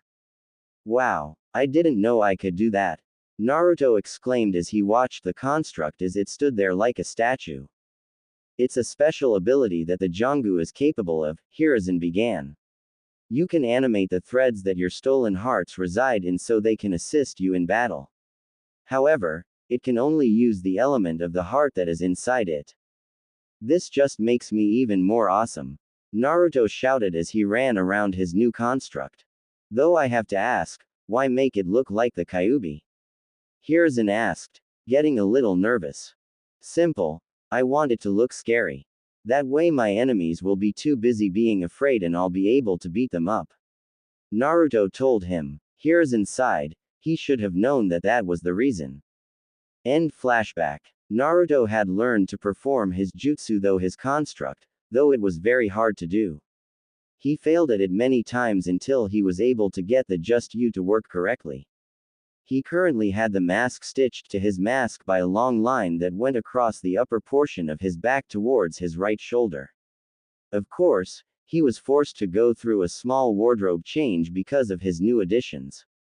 Thankfully, Hiruzen had his personal tailor make the clothes for the blonde. He was now wearing a specially made vest that left his back bare so his mask creature could get out faster. It was black with a red swirl on his chest and dark orange flames on the bottom of the vest. To cover up his mask and stitching, he wore a black trenchcoat that had a belt tied at the waist. He was wearing black ninja pants with Anbu shin guards attached to them. On his feet were his blue sandals. Naruto decided to take a walk through the forest and enjoy the relaxing breeze. As Naruto walked through the forest, he could see the shapes of some people that were in the distance. As he crept closer, he could hear what they were saying. So you're a member of the Hyuga clan? A male voice said. Naruto got closer and saw 3 boys about 2 years older than him surrounding a little girl that was his age. He couldn't get a good view of her, but she appeared to have dark blue hair and was dressed in some formal robes. Why yes I am, A soft, timid voice, probably the girl's, replied. Oh, do you gonna think that we're not worthy of your attention? A second male asked. No, didn't say that, the girl trailed off. Hey guys, let's show her that we're better than her stuck-up clan. The first male's voice suggested. Yeah, the other two agreed. The next thing Naruto knew, they were pushing the small girl around. Stop it, the girl cried. But alas, her pleas fell on deaf ears. That's enough, Naruto said as he stepped into the clearing. The boys stopped harassing the girl and let her fall to the floor. She looked up to see her savior, but Naruto wasn't looking at her yet. He would do so when he was sure that these bullies were going to leave. Hey, this is the kid my parents said to stay away from, the third bully said. Yeah, mine said that he was a demon in disguise, the first one whispered. Demon, but he looks like a regular person, the girl thought as she stared at Naruto. If you have to pick on someone younger than you, then you are really pathetic, Naruto said. This angered the boys and the leader stepped forward. Come on guys, there's one of him and 3 of us, we can take him. Yeah, you're right. The 3 of them then charged Naruto. Naruto sighed and said, just because there's more of you, it doesn't mean that you'll win. Then he got to work cleaning up the garbage. He grabbed the fist of the first bully that came flying towards him and threw him over his shoulder. He sidestepped the second bully and tripped him before he ducked under the third one's punch and elbowed him in the gut, making him double over in pain. You're outclassed, get out of here, Naruto said as he glared at them. If I see you bullying anyone else again, then we're going to have problems. With that, the 3 bullies scrambled to their feet and ran away. Naruto then turned to the girl to see her watching him in awe. You okay? Naruto asked as the cold look faded from his eyes to be replaced with a caring blue. Now that he was sure that the bullies had left, he was able to get a good look at her. She was around his age with blue hair that was in a Harem-style cut that had 2 bangs framing her face. Her eyes were an attractive color of lavender that reminded Naruto of the moon. Why yes, the girl squeaked as she got out of her stupor, blushing red. Naruto just raised an eyebrow at her antics before shaking his head and extending a hand. Let me help you up, Naruto said. Oh, thank you, the girl said as she took his hand as he gently pulled her up. She dusted off her robes before bowing to Naruto. Thank you for saving me, she said. Naruto just waved her off and said, it's no problem, I couldn't just let them push around someone. I'm Naruto Uzumaki, what's your name? My name is Hinata. Hi Hyuga, Hinata said. Hyuga, where have I heard that name before? Naruto wondered. It's one of the most prestigious clans in Konoha, Hinata said. Now I remember. I met that Hiyashi guy in Gigi's office last year. Naruto realized. You met Tusama? Hinata asked. That was your dad. Wow. Small world, Naruto said. I guess so, Hinata said. Hey, Naruto began, do you want to be my friend? Why yes, I would love to be your friend Naruto-san, Hinata said with a small smile and blush. Don't call me san, it makes me feel old, Naruto said. Hinata looked down and said, I'm so sorry. Would you like me to call you Naruto-kun? Yeah, that sounds better, Naruto said with a grin. Hinata-sama, get away from him. Naruto turned around just in time to get an open palm slap to the stomach, sending him flying. When he opened his eyes, he saw that it was a young man with brown hair spiked backwards. He was wearing a black kimono and had the bulging eyes of the Byakugan. Seeing that he was out of his league, Naruto leapt to his feet and ran away. Ko-san, why did you do that? He helped me when some bullies were bothering me. Hinata cried. Don't be fooled by its lies, Hinata-sama. That thing was trying to let you lower your guard so it could harm you, Ko said as he began to pull the young girl away, despite her protests. Hyuga compound. As soon as Hinata was brought home, She ran to the garden where she knew her mother would be. Her mother would know what to do, she was really smart about things like this. Inside the Hyuga garden, Hitomi was sitting on a bench rubbing her slightly bulged stomach. She was already 3 months pregnant with her second child. Keika-chan. Hinata cried as she ran towards her mother. Hinata-chan. Hitomi was surprised to see her daughter in such a state. The young girl leapt into her mother's lap and clung to her robes tightly. What's wrong, my dear? WW was Keiko-san. He had attacked a boy who saved me from some BB bullies, Hinata said as she clung even tighter. Ko did what? Hitomi screamed. Hiyashi came running out a minute later, having heard his wife scream. What happened? Hiyashi huffed. Our wonderful bodyguard for Hinata decided to save her from a harmless boy that had saved her from some ruffians, Hitomi said. Hinata, can you tell us about what happened? Hiyashi asked. So Hinata told her the story of how she was rescued from some bullies by Naruto, only for him to be attacked by Ko when they were talking. Hiyashi, having heard enough, got up and went to search for Ko. After a branch member brought Ko to his office, Hiyashi looked him straight in the eye. Good evening, Ko, Hiyashi greeted. Good evening, Hiyashi-sama, Ko greeted back. How was your walk through the village with Hinata today? The Hyuga head asked. It was fine, I kept her away from all trouble, Ko told him. Hiyashi quirked an eyebrow and said, really? Because I heard a different story. He then sent Ko a harsh glare and said, she said that you both got separated and told me how she was assaulted by some ruffians when she was in the forest. And I defended her from the threat, Ko said. Did you now? Hiyashi asked in a sarcastic tone. She told me that she was rescued from 3 boys 2 years older than her by a young boy. A young boy that you assaulted without warning.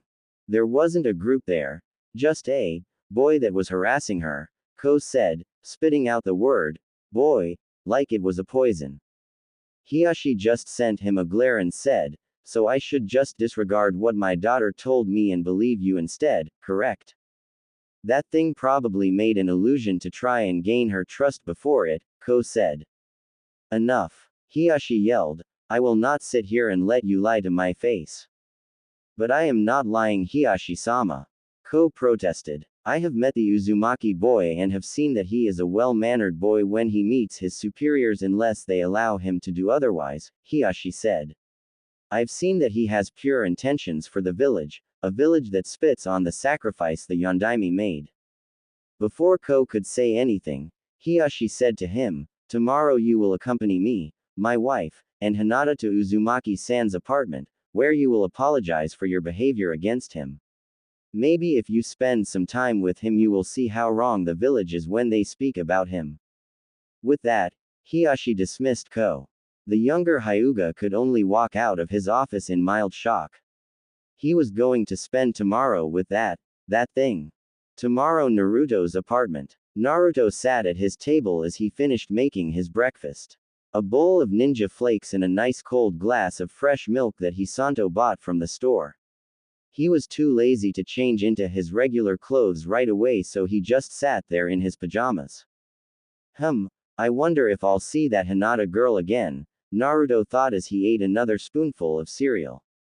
He was shaken out of his thoughts by the sound of someone knocking at the door, making him narrow his eyes in suspicion. Only 3 people knew where he lived. The Hokage, Tsunade, and her apprentice Shizune, and they never visited him in the morning. So he slowly crept towards the door and had his threads out and formed them into a blade. Who is it? Naruto asked. He wanted to make sure if it was someone he knew. Naruto-kun. It's me, Hinata, he heard. Naruto took a small peek outside through his door and saw that it was indeed the Hyuga girl from yesterday. But behind her were 3 people. He recognized Hiyashi and the Hyuga that he had the pleasure of meeting yesterday, but he didn't know who the woman was. Naruto thought that it was Hinata's mother since she had the same hair color as the girl. Give me a minute, Naruto called out as he rushed back towards his room and changed his clothes in record time. After adjusting his trenchcoat, he went back to the front and opened the door. Oh, Hello again Hinata-chan, Hiyashi-sama, Hyuga-tem, ma'am, Naruto greeted with a smile.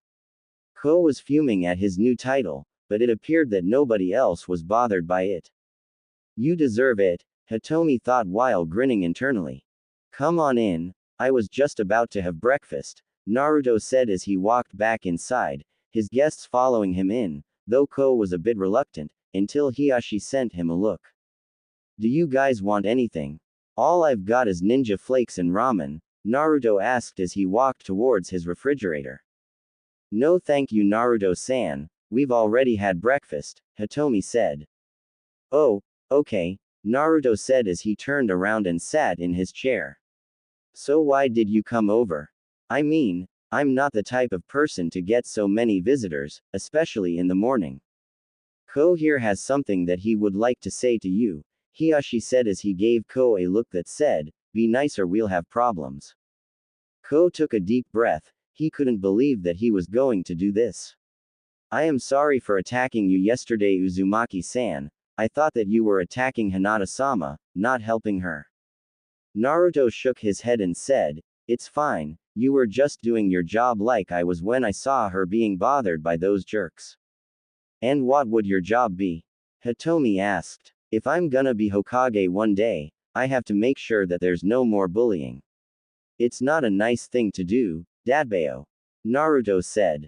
Why you want to be Hokage? Hinata asked. Yeah, the Hokage's the strongest person in the village, so that's a place for me, Naruto told her. Hiyashi was in deep thought for a moment before suggesting, Hinata, why don't you and Naruto go and walk through the village for the day? Are really too Sama? Hinata asked, shocked that he would allow this. Hiyashi nodded and said, you should take the time to get to know your new friend. Thank you T2 Sama. Hinata stammered out as she went to the front to put her sandals on. Naruto stared at Hiyashi for a while before asking, can you lock the door on your way out? Of course, Hiyashi said. Okay, Naruto said as he went to put his sandals on. He then rushed back into his room and placed Gama-chan in his back pocket before he left with Hinata. Ko, Hiyashi started, in order for you to get a better understanding of Naruto, you will tail them and will not interfere with anything unless they are being harmed by civilians or drunken shinobi. Ko looked appalled for a moment before nodding and rushing after the two children. Are you sure that's a good idea Hiyashi-kun? Hitomi asked. It's the best one I can think of at the moment, Hiyashi said. Training Ground 27. Naruto had led the Hyuga heiress towards his personal training grounds. Ko had followed them and was wondering what Naruto was up to. Naruto-kun, why are we here? Hinata asked. This is my personal training grounds, Naruto stated as he waved his arms out, why we're here is because I want to show you something. What is it? Hinata asked. Can you keep it a secret? Naruto asked. Why yes, ICC can, Hinata said. I'm gonna show you my special jutsu, it's something that I got after I was born, Naruto explained. What kind of jutsu? Hinata asked. A kinjutsu. Naruto then went and told her the same story the Sandaime told him when he first discovered the Jongu.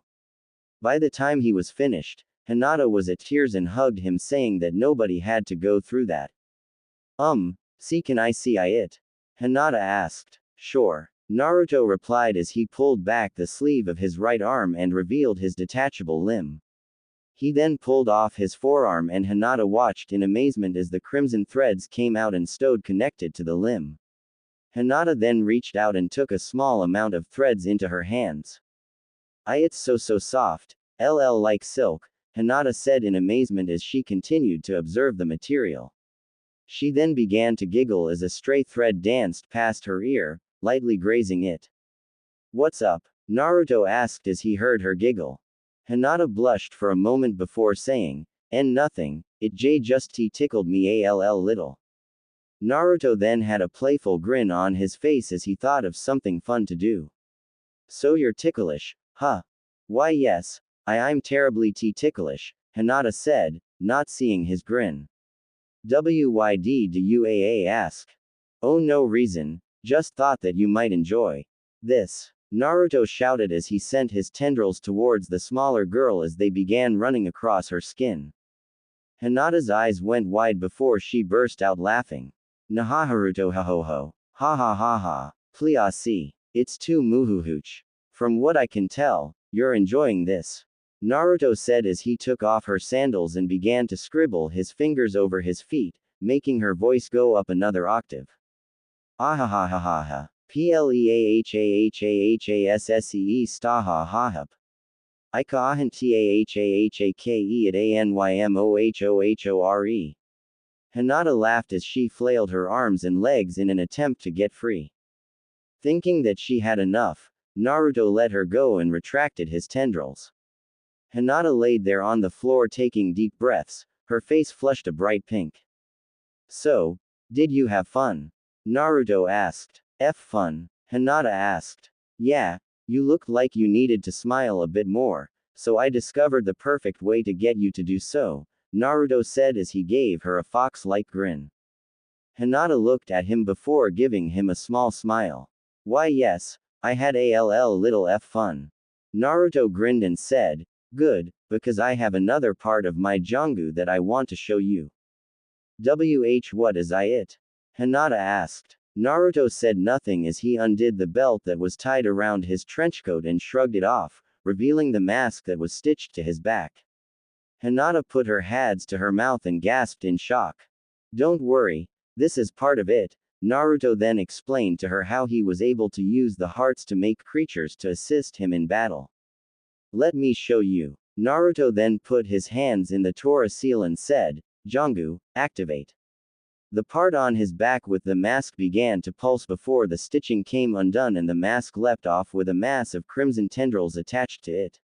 Once it hit the ground it took the shape of a nine-tailed fox. That's amazing, Hinata said as she watched the fox stand there. Yeah, I can also make it use any fire jutsu I know, Naruto said. Why only fire jutsu? Hinata asked. Because that's the elemental affinity this heart has, Naruto told her. Naruto then looked at the sky and saw that was around noon. That meant that it was lunchtime. Of course, it also didn't help that his stomach decided to voice its own opinion, making a large growling noise. Naruto blushed in embarrassment as Hinata giggled at him. Does someone want to laugh some more? Naruto asked with a mischievous grin as he waved his tendrils through the air. Hinata giggled a little as she stepped back. That's not necessary, Hinata said. Naruto chuckled and said, let's go and get some lunch, do you like ramen? I haven't had it before, Hinata said as she poked her fingers together. When she didn't hear Naruto say anything, she looked up at him to see that he had a shocked look on his face. You've never had ramen? Naruto asked. Hinata just meekly nodded and Naruto let out a scream of horror before he took her hand into his own and began racing towards Ichiraku's. After he got his fire heart back into his body. Eep, was all Hinata could say as she was forced to follow Naruto into the village. Ko was silently following them while trying to prevent himself from rushing the boy. After racing into the village, Naruto stopped in front of the ramen stand and yelled inside. Old man Ichiraku, we've got an emergency, Naruto yelled. Tsuki ran out to see Naruto with a panting Hinata next to him. What is it? Did the Hokage limit you to only eating one bowl? Tsuki asked in horror. Worse, Naruto cried. She has never had ramen in her life. Tsuki looked at Hinata with some horror written on his face. Ayame, we need a bowl of miso ramen now. With that, he rushed back into the kitchen, leaving the two kids alone at the booth. After 3 minutes of waiting, Tsuki brought out a steaming bowl of ramen and placed it in front of Hinata. She picked up her chopsticks and took a small amount of the noodles into her mouth and swallowed. Her eyes lit up and she began to eat more of them at a faster pace. This is delicious. Hinata exclaimed softly. Naruto let out a sigh of relief and said, Thank Kami, you were suffering from a severe case of ramen deprivation. I don't think that's a real thing, Hinata said. Of course it is. Nobody can survive without ramen. Naruto said. But I haven't eaten ramen and I'm ff fine, Hinata pointed out. Naruto put on a thinking expression and said, but you can't live without a delicious food like ramen. See cinnamon BB buns are DD delicious to me, Hinata said. Everyone has weird tastes, Naruto said as he went back to devouring 2 bowls at once. After they had lunch, Naruto decided to take Hinata back home. She had to lead the way of course since he had no idea where she lived. Upon reaching the Hyuga compound, the guards kept an eye on Naruto while he and Hinata said goodbye. Hey Hinata, Naruto began, are you going to join the academy next year? Why yes, I'm going to TT train to become a ninja, the young Hyuga said. Great, maybe we'll be in the same class, Naruto said. I would like that very much, Hinata said as she poked her fingers together. Well, see you around Hinata, Naruto said. The young Hyuga walked back into her compound and Naruto walked back to his apartment. Ko leapt down from the trees with a thoughtful expression on his face. He entered Hiyashi's study where the man was waiting for him. I trust that there were no problems. Hiyashi asked. Ko shook his head and said, no Hiyashi-sama, Hinata-sama seemed to enjoy her time with Uzumaki-san. Hiyashi nodded and asked, have you seen how the rumors about Naruto-san aren't true? Yes, I even saw that he has a kinjutsu of his own, Ko said. You must never speak about it until Naruto-san makes it known to others, Hiyashi said. There are people in this village who would do anything to get their hands on him if they knew.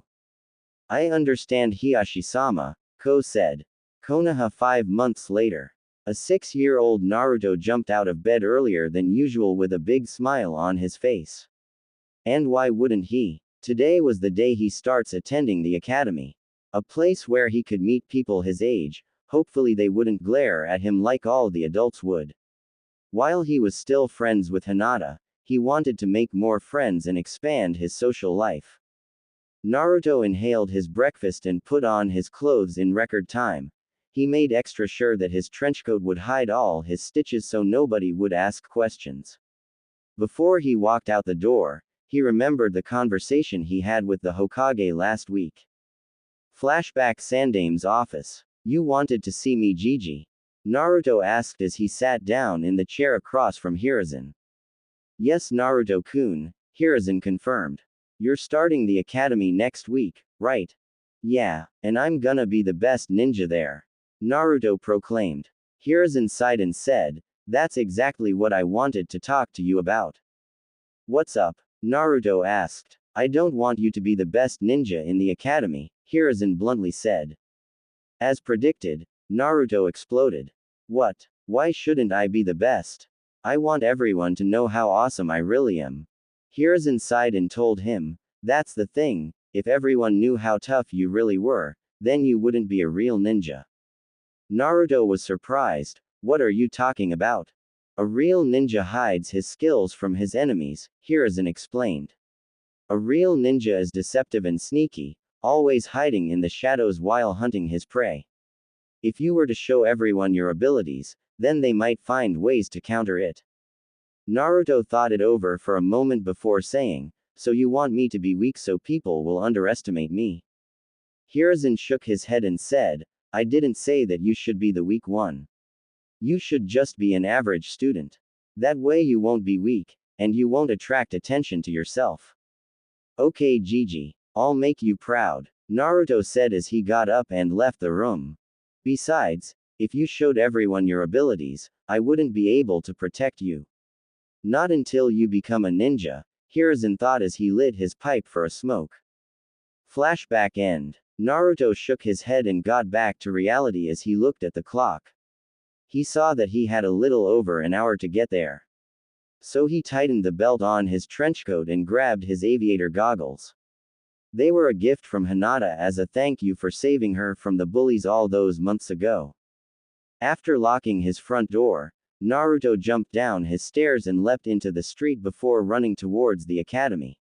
As he ran, He could see the glares and looks of disgust on the civilians' faces. He just shrugged them off and continued running. After a half hour of running through the streets, Naruto arrived at the main gate of the academy.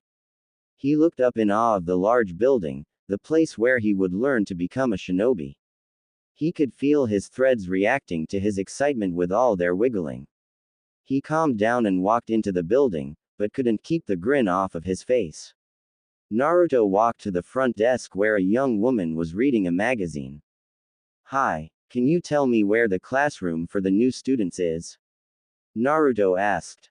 "Down the hall and to your left, it's room 15, the woman said without looking up from her magazine. Naruto said thanks and jogged down the hallways.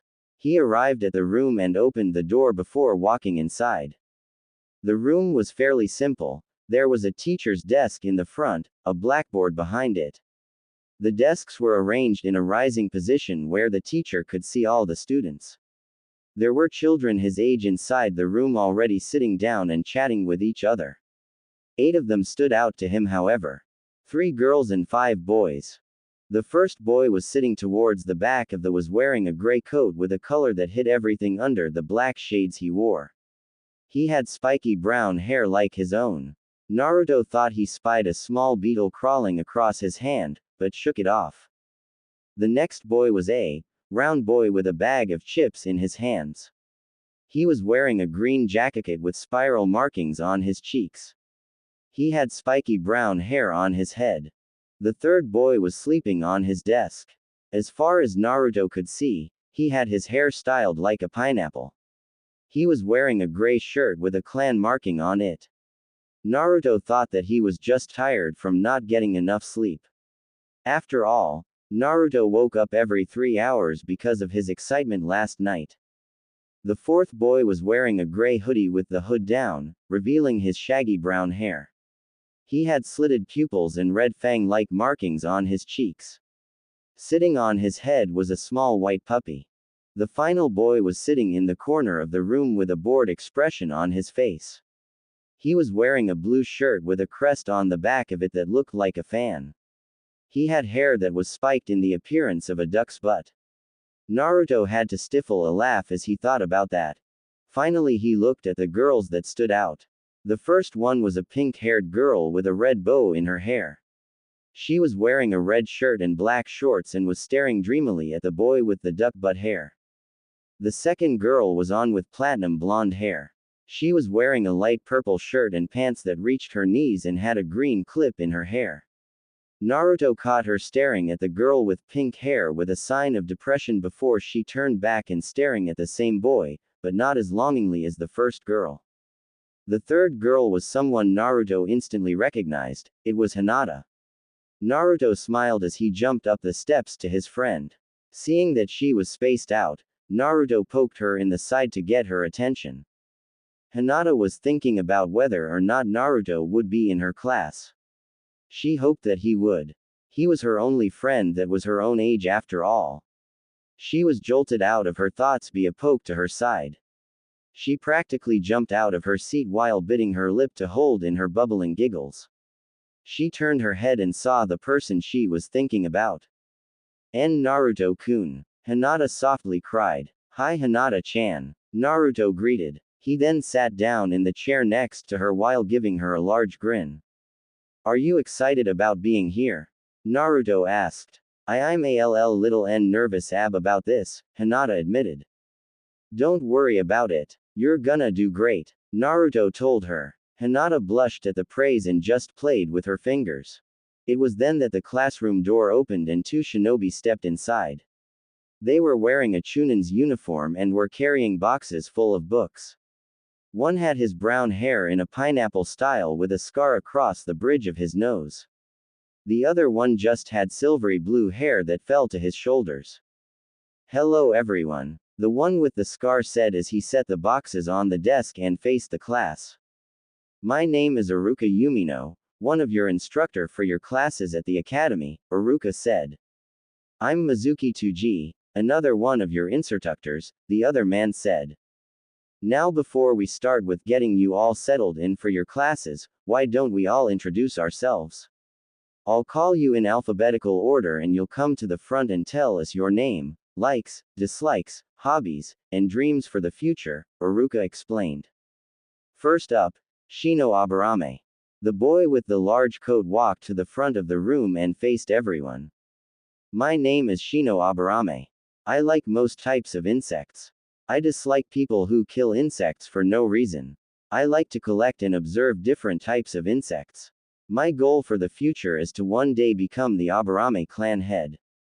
Thank you, Shino. The Aburame heir walked back to his desk quietly. Next up, Choji Akamichi.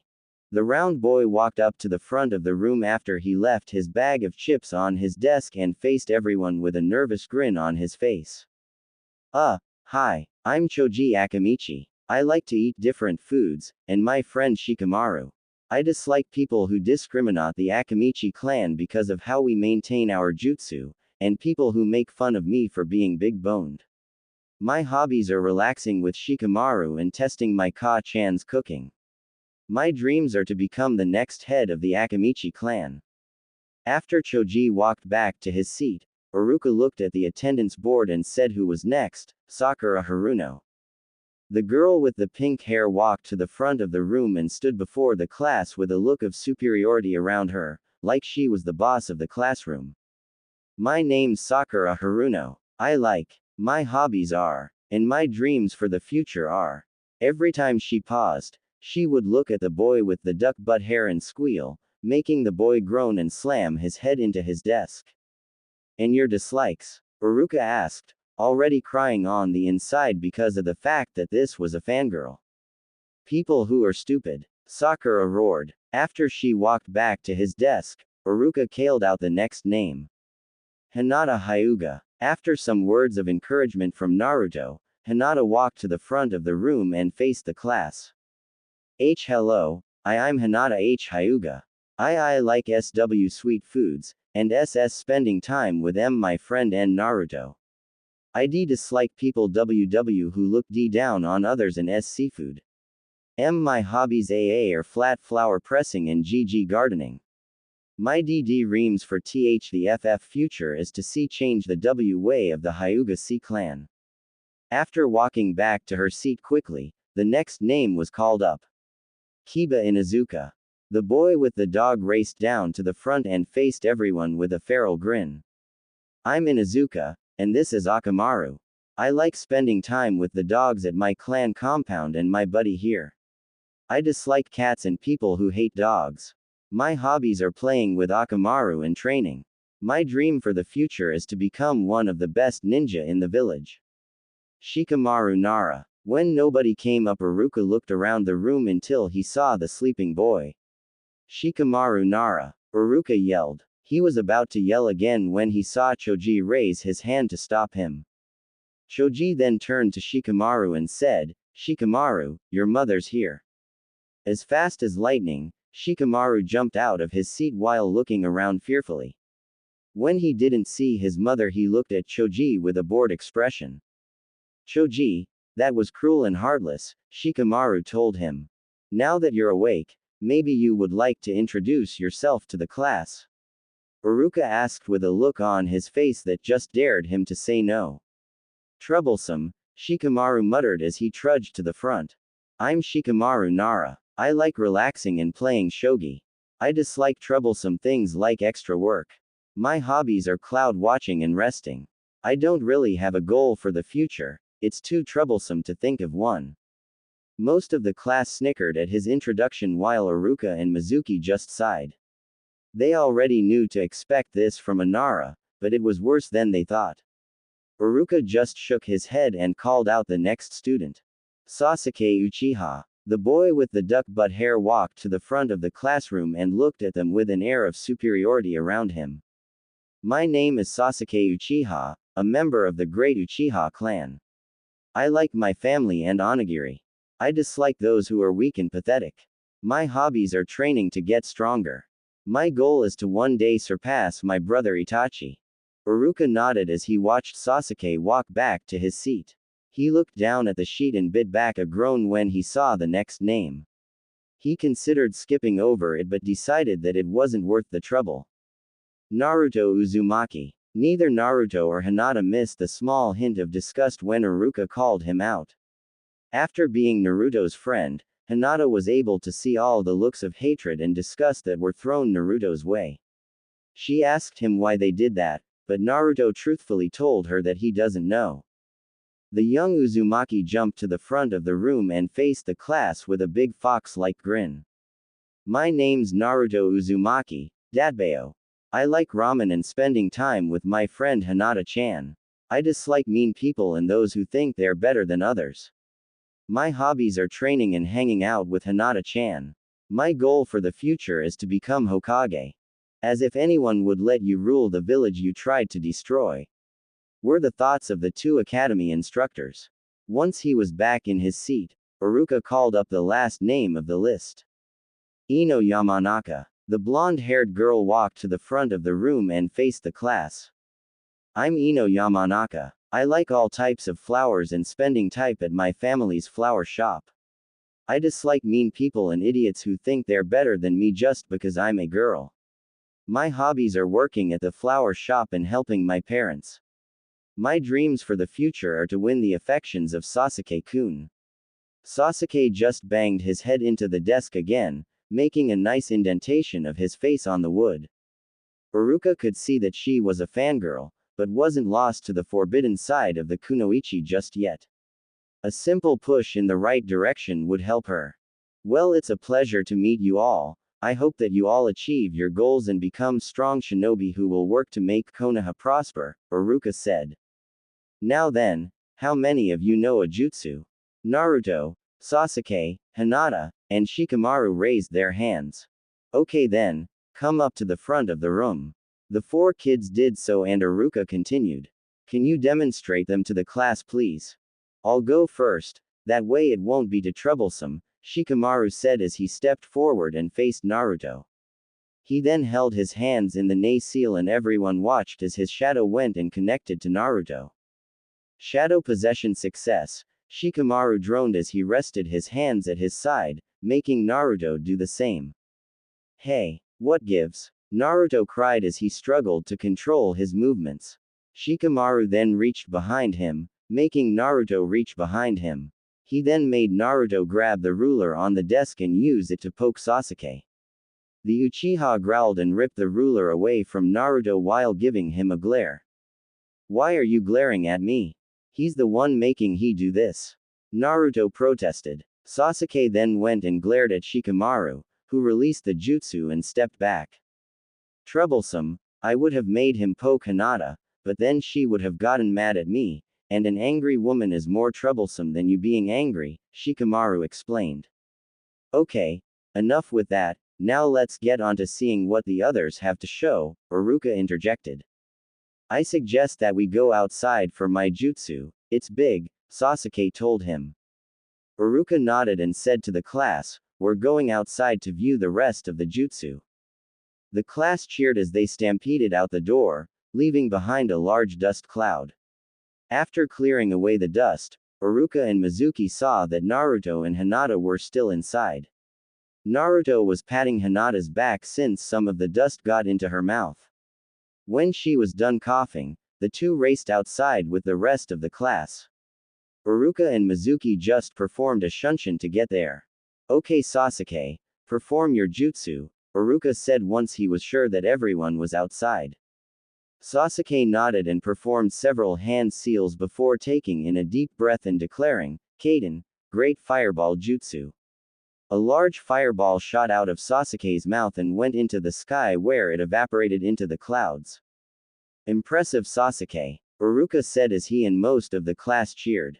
The ones who didn't cheer were Shino, Bekasu had roasted a few insects in the sky, Shikamaru, because it was too troublesome, Hinata, because Hyugas don't like Uchihas, and Naruto, because he didn't feel like it. Alright, Naruto, how about you go next? Iruka suggested. Yosh, it's my turn. Naruto cheered as he ran to the front of the class and faced a row of practice targets.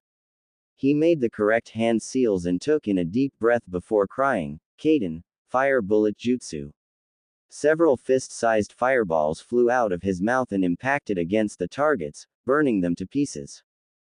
Don't use our equipment as firewood, you blockhead. Iruka yelled as he whacked Naruto on the head with his clipboard. Naruto held his head in slight pain as the tendrils in his body wiggled around in anger. Now Hinata, let's see what you can do, Iruka said as he and the class faced the shy girl. She took a deep breath before walking to the front of the class and made a chain of hand seals. Byakugan. Hinata cried as the veins in her eyes bulged and her Byakugan activated. Good. You can already activate your Dujutsu, Iruka said as he made a mark on his clipboard. I can also perform the E8 trigrams, E8 palms, Hinata said. Is that so? Use Naruto as an example of what it can do. Consider this punishment for ruining academy equipment, Mizuki said. Surprisingly, neither child had any argument about this. Don't worry about it, Hinata. Just relax and you'll do fine, Naruto reassured her when he saw her apologetic look. Hinata took a deep breath and slipped into the Juken. She then darted forward and began to hit Naruto with her pointer and middle fingers. 2 palms, 4 plams, 8 plams. When she was finished, she jumped back and watched as Naruto stumbled forward. She then ran towards him and caught him as he fell down a little. Wow, you're getting better and better with your training, Naruto exclaimed. Hinata just blushed from the praise and opened up the closed tenketsu. Now let's go back inside so we can go over what you'll be learning, Iruka said. The class moved back inside, though Hinata had to help Naruto a little since he was still sore from her attack. Once they were back inside, Naruto was dying on the inside. Why? Because from what Iruka and Mizuki were telling them was that most of their classes would consist of going over theories, mathematics, and history. What did theories have to do with becoming a ninja?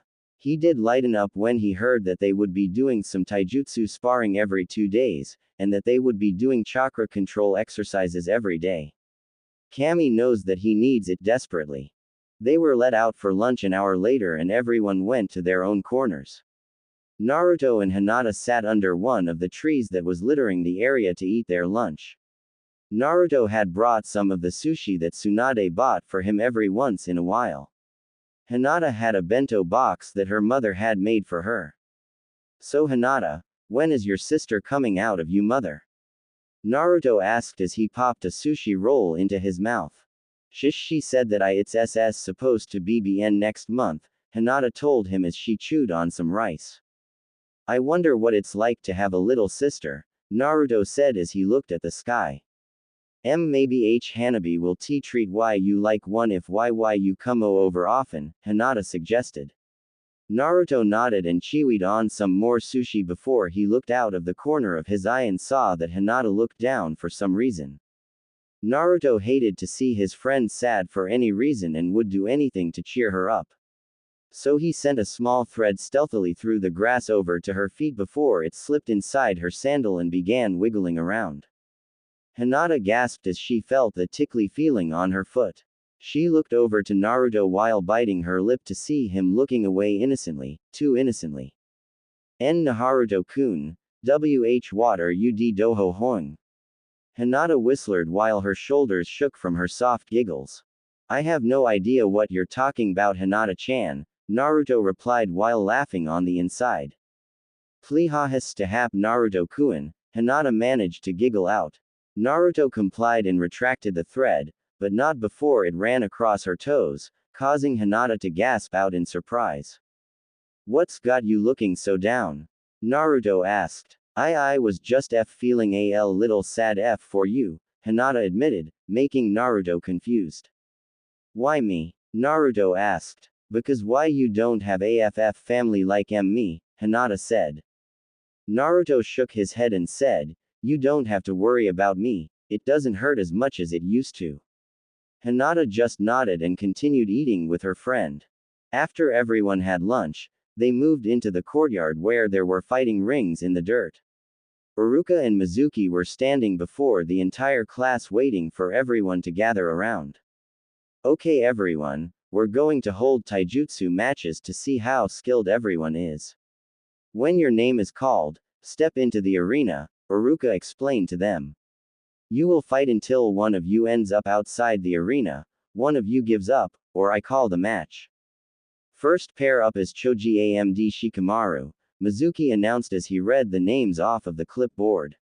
The two friends stepped into the arena, but Choji looked extremely nervous. Uruka-sensei, I don't want to hurt my friend, Choji said. Uruka sighed and said, it's just a taijutsu match, Choji, and I highly doubt anybody here can hurt somebody too much. Naruto just grinned on the inside, too bad nobody knew about his abilities. Shikamaru sighed and said, I forfeit, it would be too troublesome to fight anyway. Uruka sighed and gave the win to Choji. Mizuki just put some marks on his board and called out the next pair. Kiba and Renji. Kiba jumped into the field after he left Akamaru underneath a shady tree. His opponent was a civilian who had a smug look on his face. Didn't want you weak little puppy getting hurt. Renji sneered. Kiba just growled and glared at him. Uruka, not wanting to see an angry Inuzuka get angrier, just started the match. Kiba leapt forward and dealt a punch to Renji's chest and sent him flying. He landed just short of the ring and leapt to his feet with a snarl. Renji ran towards Kiba and sent a sloppy punch at him. Kiba just scoffed at the attack and knocked the punch away before he tripped him and held a fist to Renji's face. Forfeit. Kiba growled. I give up. Renji cried as he looked at Kiba with fear. Winner. Kiba. Uruka declared. The Inuzuka got off of the civilian and walked back to where he left Akamaru and put him back on his head. Uruka then decided to call out the next set of fighters. Sasuke and Naruto. Many of the female portion of the class cheered when they heard the Sasuke's name was called. Naruto walked into the after getting a good luck from Hinata, the only female that didn't cheer for Sasuke. Are you two ready? Uruka asked. Let's get started already. Naruto shouted as he settled into his stance. His knees were bent, the right side of his body was facing Sasuke, and his right arm was positioned in a horizontal angle across from his chest. His left arm was set in the same position, but it was behind his back. HN, was all that Sasuke said as he slipped into the Uchiha's interceptor fist. Begin. Uruka began the fight and stepped back, waiting to see what would happen. Neither of the two boys moved, each one was waiting for the other to start first. Well, what are you waiting for? Sasuke asked. Naruto smirked and said, I'm not gonna make the first move, that would be stupid unless you are absolutely sure that you're going to win. Then I guess I'll start us off, Sasuke said as he darted forward and aimed a punch at Naruto's chest. The blonde boy ducked under Sasuke's outstretched arm and hit Sasuke under his arm, knocking him off balance before Naruto shoved him backwards with a good shoulder to the stomach. Had enough? Naruto asked as he watched Sasuke get his bearings. Naruto was crying on the inside because his poor ears were being assaulted by the loud protests of Sasuke's fangirls. Grr! Take this! Sasuke roared as he darted forward and tried to deliver one powerful punch after another. Naruto was able to block most of them, but a couple were able to hit him on his shoulders, and one grazed his cheek. The Uzumaki then fell backwards and used his feet to kick Sasuke in the chest, making him back off for a moment. Naruto took the time to massage his right shoulder while Sasuke was planning his next move. The two of them then darted towards each other again. Wow, they're really going at it! Kiba exclaimed. Yeah, what do you think about this, Shikamaru? Choji asked as he ate his chips. Troublesome, I can see that they're really skilled fighters, Shikamaru said.